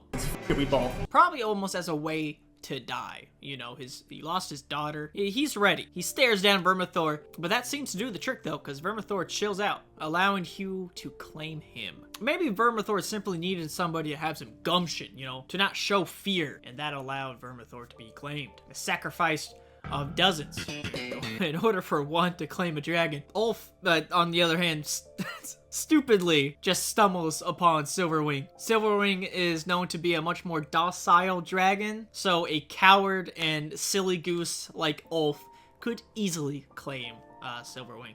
Which, if Silverwing is the docile one, shouldn't Silverwing be the first dragon they try? Why the fuck would you try Vermithor? You know that Vermithor is just gonna scorch everyone. What are you talking about? Like, oh, then again, didn't they try Silverwing with that one knight?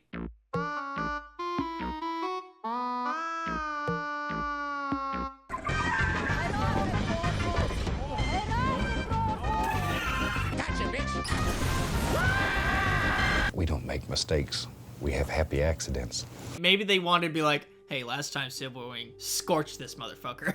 let's switch it up. Maybe that's why they tried Vermithor this time around. Okay, I'll take back my complaint. In the middle of a council meeting over there in King's Landing, a dragon is seen going on a little bit of a joyride. And of course, it's fucking Ulf. Oh my god, bro. Aemon tries his best to get to Vhagar as quickly as he can. He takes it as an opportunity to have a little bit of a scuffle. Ulf flies back under chase towards Dragonstone. Aemon suddenly sees all the goddamn dragons on that island waiting for him and decides to nope the hell out of there. Rhaenyra now has quite a bit of dragons on her side, and it's basically only Vhagar. Technically, we got Helaena and her dragon, but Helaena doesn't fly, alright? You think Helaena, out of all people, is gonna be fighting on her dragon? I don't think so, alright? And then we technically have Daeron. Technically, he has a little itty-bitty dragon over there in Old Town, but we haven't seen him yet. I'm assuming we will see him in Season 3. And that's where we end this episode, this anticipation. Rhaenyra now has a lot of dragons on her side, and she can overwhelm Vhagar just by sheer numbers alone. This season slaps, okay? I do remember a lot of complaints when this season first aired, okay? I do remember that, and especially going through the second time. I really like this season. There's definitely some problem. Apparently even George has complained, specifically on the blood and cheese issue, which apparently will cause problems later down the line. There's a ripple effect there. That ripple effect does not happen in Blood and Cheese. I won't go into spoilers here. Look that up on your own. But apparently that will have a ripple effect later that will cause a problem in the later seasons. I don't know. It hasn't happened yet, so I'm not gonna complain about that. That's not my complaint. My complaints are more in episode 3, I believe. And then there's another moment in the next episode I will get into.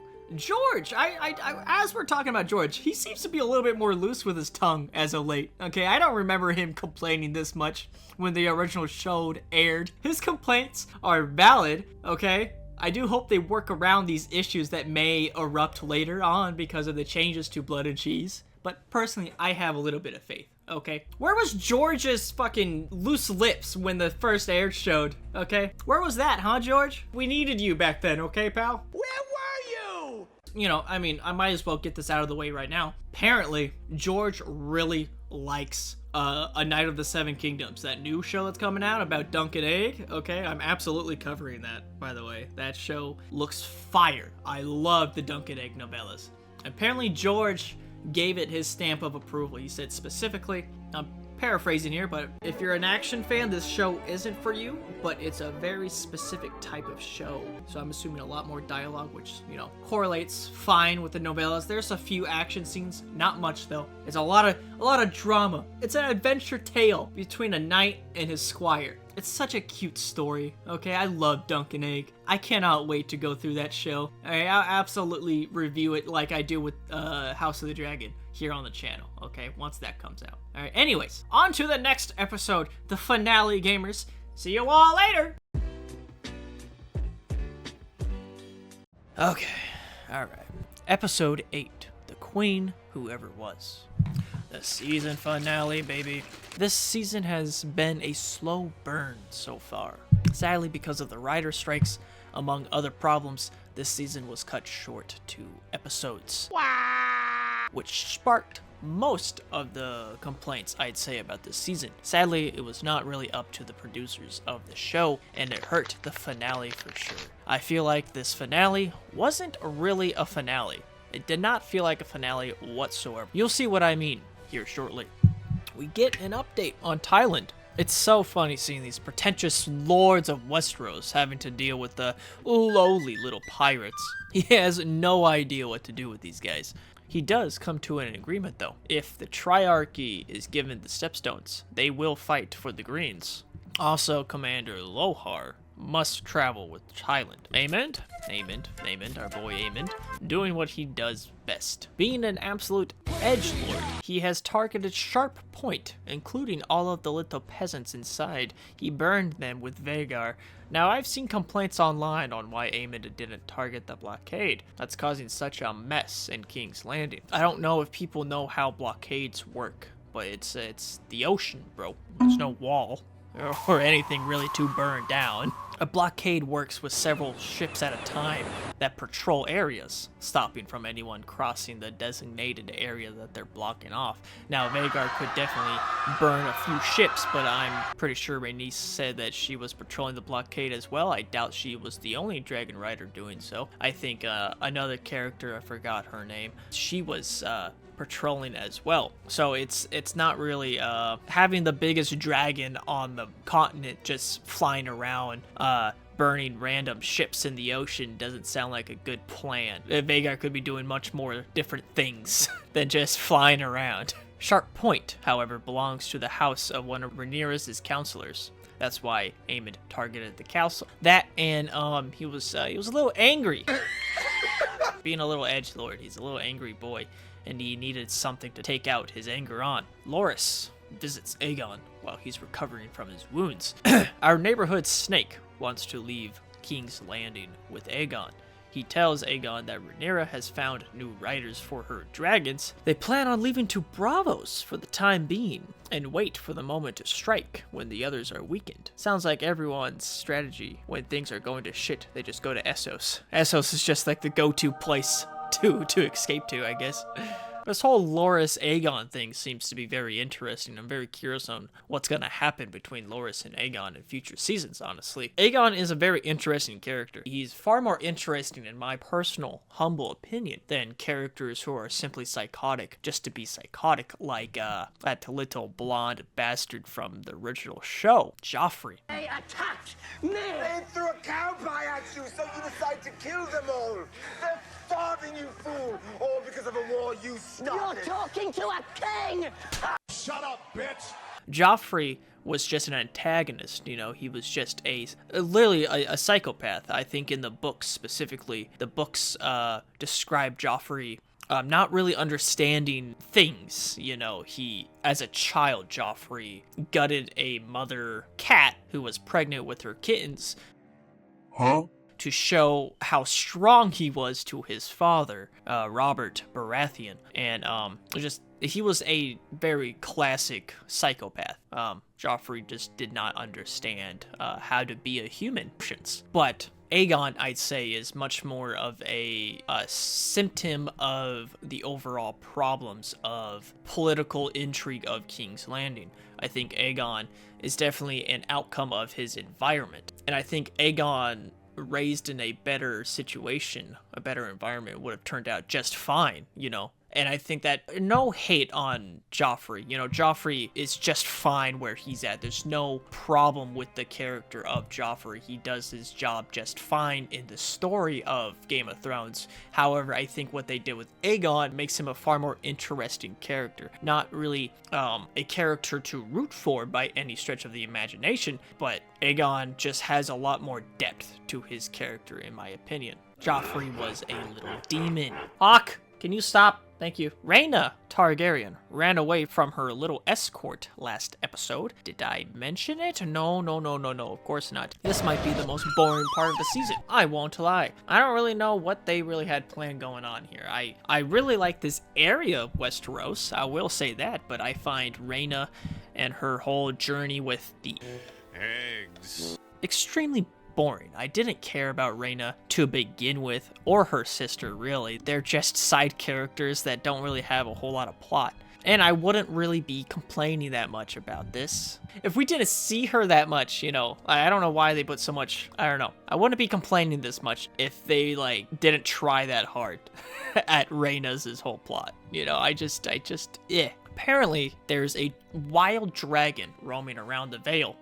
That's not accurate to the lore whatsoever. Dragons don't migrate. If they could, they'd be fucking everywhere. Not just Valyria back in the day. I can excuse it though. I'm not that nitpicky with the lore, okay? A dragon flies around, sure. Though, it does not correlate with the lore whatsoever. The dragons, at this point in time, stay at Dragonstone, the wild ones, in fact, or around Dragonstone. Before leaving the Vale, Rhaena ran off to find this dragon, and her arc is her running around aimlessly until she comes around a random ass corner, and the dragon is just there. Oh, hi, Mark. This arc seems lazy as hell to me. I know last season she was the one kid that never got a dragon, so this is a nice way to wrap up that arc, but there's no substance to it. She just wanders around and finds the dragon. That's it. Oh my god! We don't see her tame it or anything, because this is the fucking finale. Just her dumb face looking shocked. That is it. That's all we see. You idiot. I think this may be a consequence of the time shortage to really just condense this season. Also, we're not spending that much time with Rhaena in general in this show, so why the hell would I care? At least Jace is getting some more screen time. At least I like what's going on with Jace. For me personally, a lot of the kids on the black side of the show, I just don't really give a damn. I find it hard. Jace is the most sympathetic child on Rhaenyra's side, and even then, he's barely on the damn screen. So having like the stretched out arc of Rhaena in the Vale, I just don't care at all whatsoever. It feels very lazy, very rushed, and with this condensed season, it just makes it worse. Stupid, stupid, stupid. Dumb, dumb, silly, dumb, dumb. Speaking of Jace, however, he walks through the castle of Dragonstone and overhears Hugh and Ulf chattering about. Ulf is being quite the cunt. He is an example of why Highborn looks so down upon people of the lower class. He disrespects Jace's personal space, interrupts him. Alright, the Ulf guy, he's a bit of an arrogant prick. He's gonna do something silly in the future. I just know it. I liked Ulf before, you know, I didn't really speak about him, but if you watch the episode yourself, Ulf was a bit of a silly goose over there in the tavern. But now his arrogance is out there for everyone to see.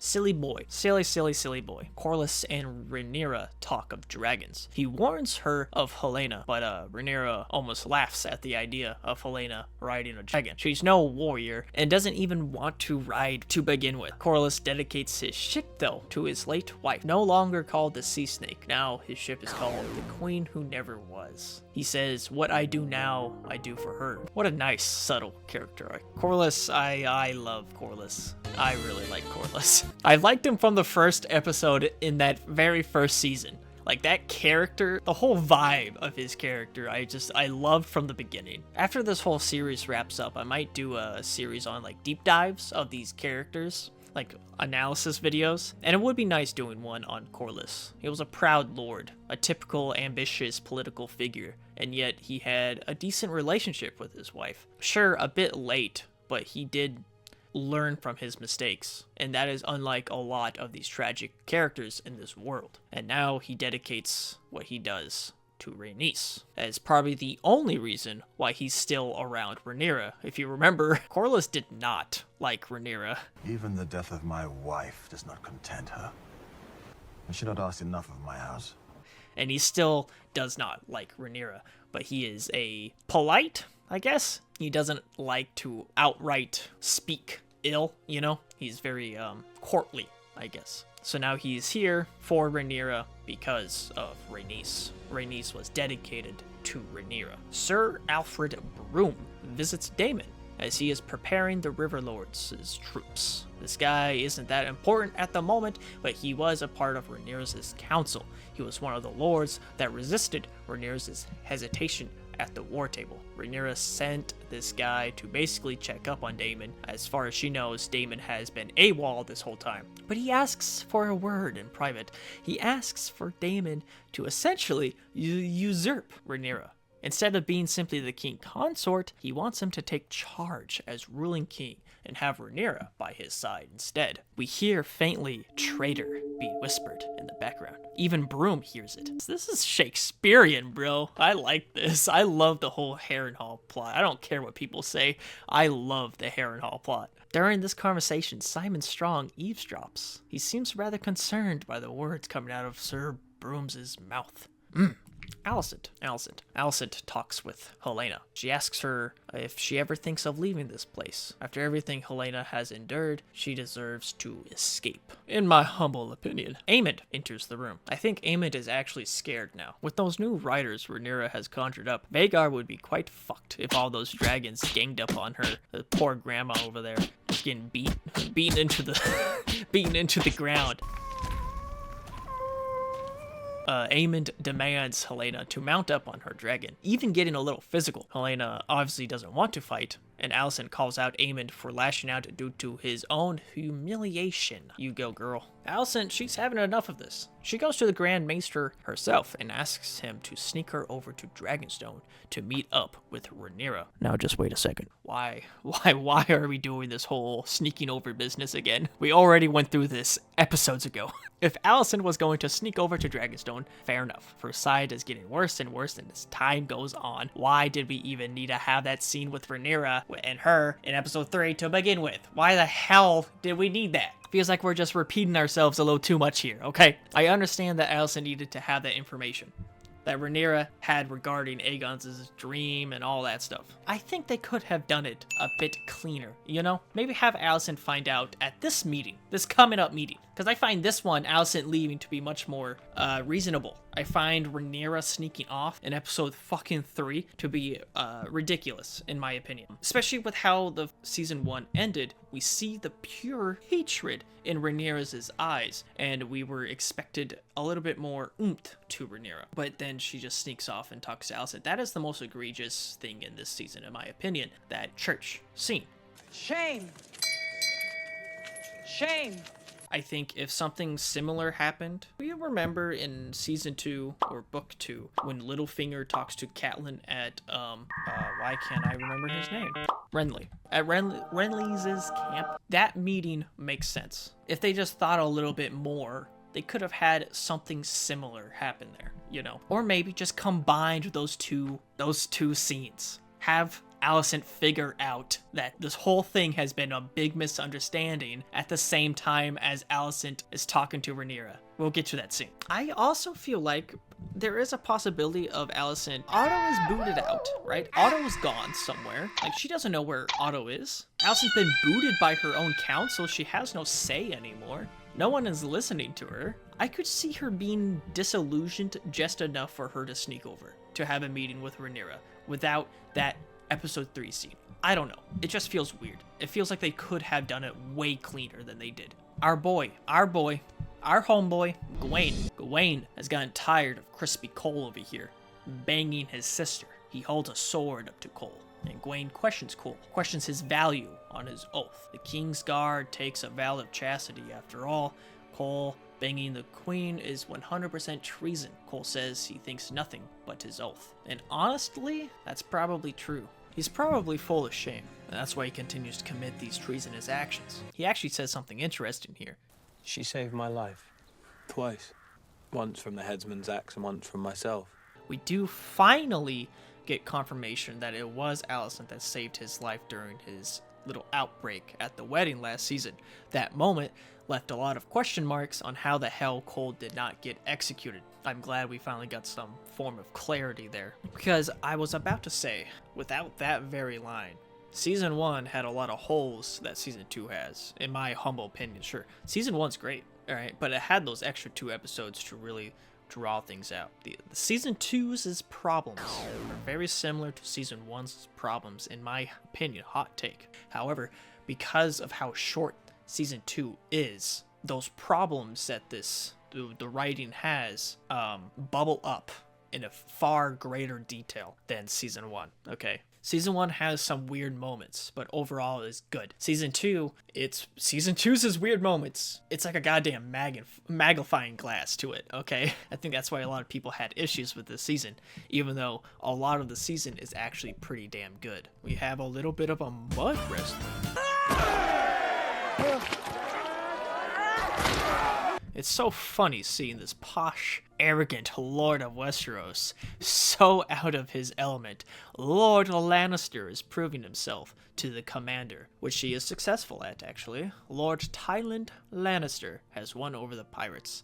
They will sail against Corlys in the blockade that's been a pest towards the Greens and King's Landing. Ulf indulges himself at dinner. You know, I don't know what I expected out of this doofus, but I at least enjoyed his company when he was a good-for-nothing peasant. Now he's a good-for-nothing peasant with a dragon. He's quite abrasive. At least Hugh Hammer and Adam has some damn manners. Ulf makes a fool out of himself in front of everyone. I have a bad feeling for the outcome of this guy. The dinner is cut short, though, by Rhaenyra getting word from Harrenhal. A note from Simon Strong.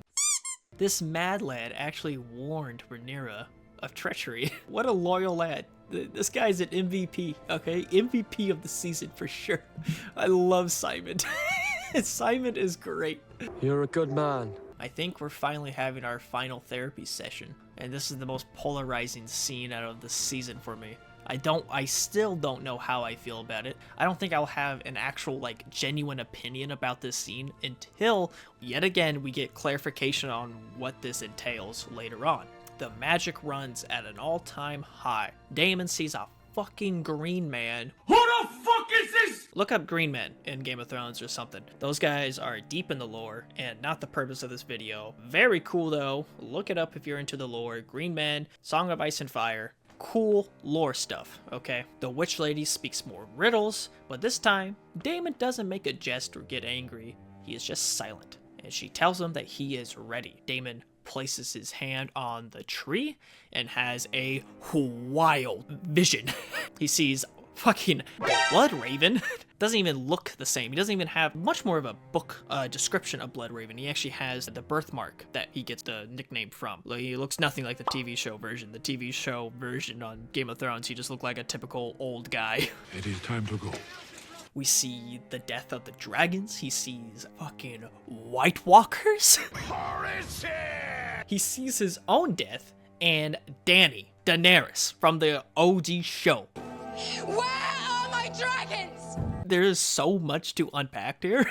Like, what the? Polarizing. Okay, fucking polarizing. I think the big question, the fucking giant question here is why have this vision? They are going hard on this prophecy that Viserys was talking about last season. A prophecy that isn't true by the original show standards. The original show, you can make a loose argument that Jon and Dany had a part to play in the long run, but it was Arya Stark that stopped these White Walkers, okay? I feel so torn by this whole thing. If we know by the end of it, it was Arya Stark, not the Targaryens, not Jon. Jon's a Targaryen by show standards. If the show had any bit of a decent ending, I would think this vision was so badass, but my emotions are being pulled around when I know the ending is complete dog shit. I think I mentioned this problem in the first season as well.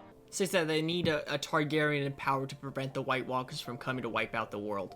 It's the Song of Ice and Fire. They keep bringing up the prophecy, and Viserys' knife specifically. We keep seeing that knife, which is the knife that Arya uses to kill the Night King. And as I am typing this script out, I realized an idea just popped up in my head, and it is the stupidest idea in mind. But with how season 8 ended, I'm just gonna say it. I'm just gonna say it. Who knows how this ends, okay? I have way more faith in the writers, but this is like worst case scenario. I know how George loves twisting prophecies, right? That's like his thing. Every vision all the characters see throughout the story, they always misinterpret the vision, right? It's not always clear. They always twist it something, and it always ends. Most of the time, the downfall of that character is because they twist their own visions, right? That's a big thing in the books. Do you know how fucking stupid it would be if they somehow tried to connect this prophecy on the White Walkers and the Targaryens, the whole reason on invading Westeros, to that fucking knife? Like, this somehow correlates to Arya getting the knife and killing the Night King instead of the Targaryens? They were thinking like, oh, we are the guys, but no, they just need to get that knife into the hands of Arya Stark. Not Jon Snow, not Dany, that damn knife. I don't think that's the case. It just popped up in my head as I'm typing this, and I thought it was funny. Okay, I swear to God if that's the case. The best outcome for all of this prophecy shenanigans, I think they're trying to hype up a reboot, in my humble, hopeful, optimistic opinion.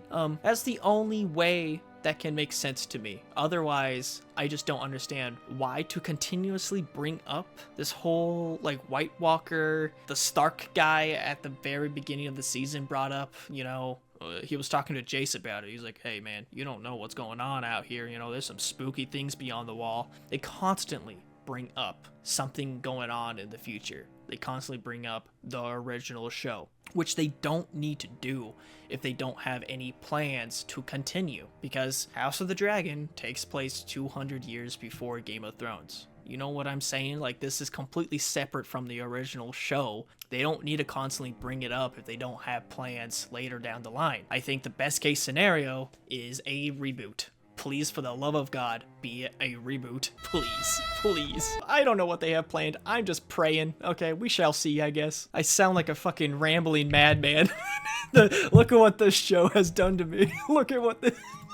Daemon also sees Rhaenyra on the throne in this vision. Then he hears fucking Helaena speak. She enters the vision. How is that even possible? Helaena, she tells him that this is all a story, which is meta as hell. She tells Daemon that he knows his part in this story. So Helaena is like uber connected to this magical dragon dreams. We all knew that she was connected, and she would be a little cryptic. She would cryptically tell future events in riddles, but this bitch did not drop a beat in this vision. She spoke damn clearly to Daemon. There was no riddle there, which brings up the question, like, how far does this go with Helaena, you know? Things are getting weird here, bro. Like I said, I don't know how I feel about it. I really don't. I cannot tell you how I feel about it until further seasons and what they have planned with the series as a whole. Why have all of this stuff come up if they don't have plans, you know? Then it cuts to Helaena. She's standing on a balcony. Aemond visits her, and he once again asks her to mount her dragon for battle.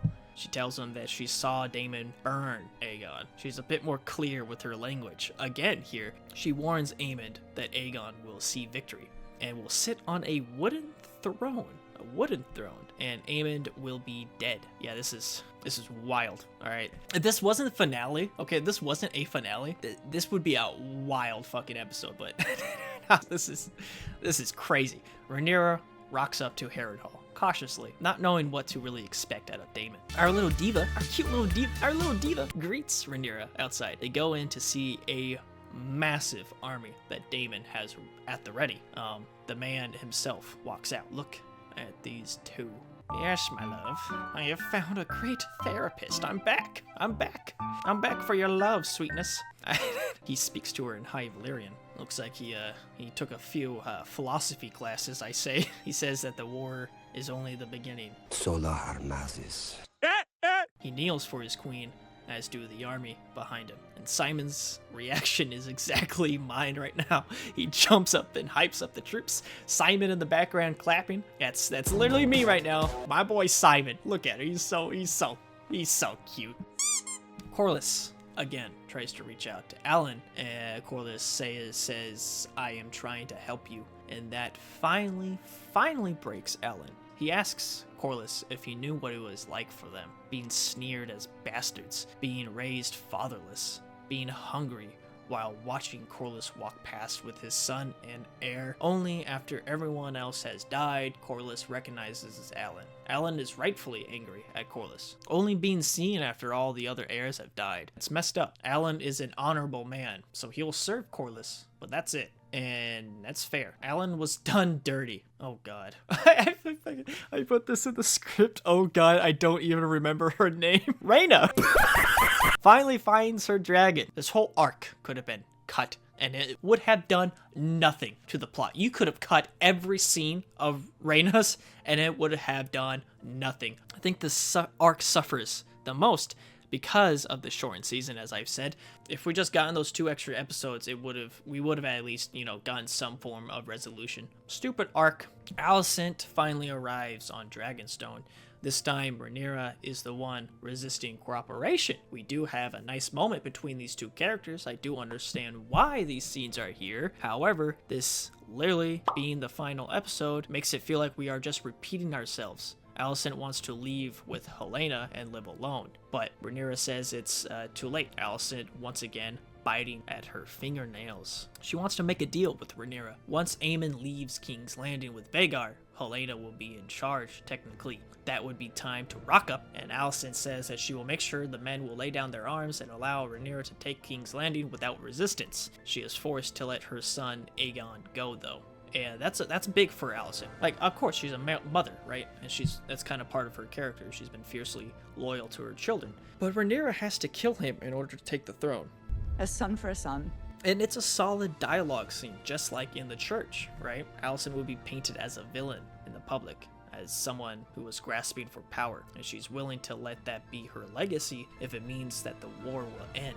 Alicent does have a beautiful arc. She goes from somebody who is trapped by duty and her place in the system, and ends the season breaking away. I love that. This time the roles have reversed. Alicent is now the one who is free, and Rhaenyra is the one trapped by duty. We see it in the camera framing, the shelves symbolizing Rhaenyra's entrapment, similar to Alicent's dress in the first season, I might add. Put up the picture, the little blue dress with the links going down her arms. It was symbolizing her entrapment. And Alicent, this time around, looking out towards the horizon symbolizing her freedom. A lot of what's in this season is really good. It's just, it feels very distorted. It feels very too condensed. There's so much good here. It's just the reasoning why these 2 characters are here is just so silly. I feel like I will forgive Alicent's sneak into Dragonstone. I'll forgive it. But get rid of that church scene, and it's fine. I forgive it. Now we have a montage of everyone getting ready for war. Not much to really talk about besides this guy right here. Where have you been, sir? Oh, how I have missed you. We don't know who have imprisoned this man. Won't lie, that kind of came out of nowhere for me. I was not expecting to see Otto again at all this season. But that's it. That's the season. I actually liked this episode, but it was a terrible finale. I think these little problems I have complained about only worsen. I've said it again and again and again. I don't need to repeat myself. It feels like we are just repeating Season 1's finale, though. Season 1's finale was the anticipation for war, and that is literally how this finale ended. We know that war is about to happen. We know all these armies are going to collide. We have the Lannister army coming out of the Westerlands. We have the pirates coming out of the little pirate area. Forgot the name currently. We have Aemon being a little edgelord. We have Daemon's army in the Riverlands. We have a lot of moving parts, but because it's too short, we don't see that. Not to spoil too much, but yeah, there was definitely going to be a fat battle at the end of the season originally, and that would have solved a lot of problems in my opinion. It wouldn't have felt like we're just repeating ourselves. That's the main issue here. I'm not really blaming the workers on this show. I think the circumstances were just ass. I still enjoyed this season, however. It's solid. Now, After this, I have The Last of Us, Season 1, and then Season 2. We'll see what happens after I do that. I plan on doing the Knight of the Seven Kingdoms, once that's out. Maybe I'll do those character analysis videos or something, like I mentioned earlier. I don't know. I hope you guys have enjoyed this series, though. It's been fun. I very much enjoy the style of content. But let me know what kind of what other shows you might want to see me cover. I definitely have a list currently. Like Breaking Bad is also one of my favorite series. You're goddamn right. Better Call Saul, definitely on my list. Hi, I'm Saul Goodman. Did you know that you have rights?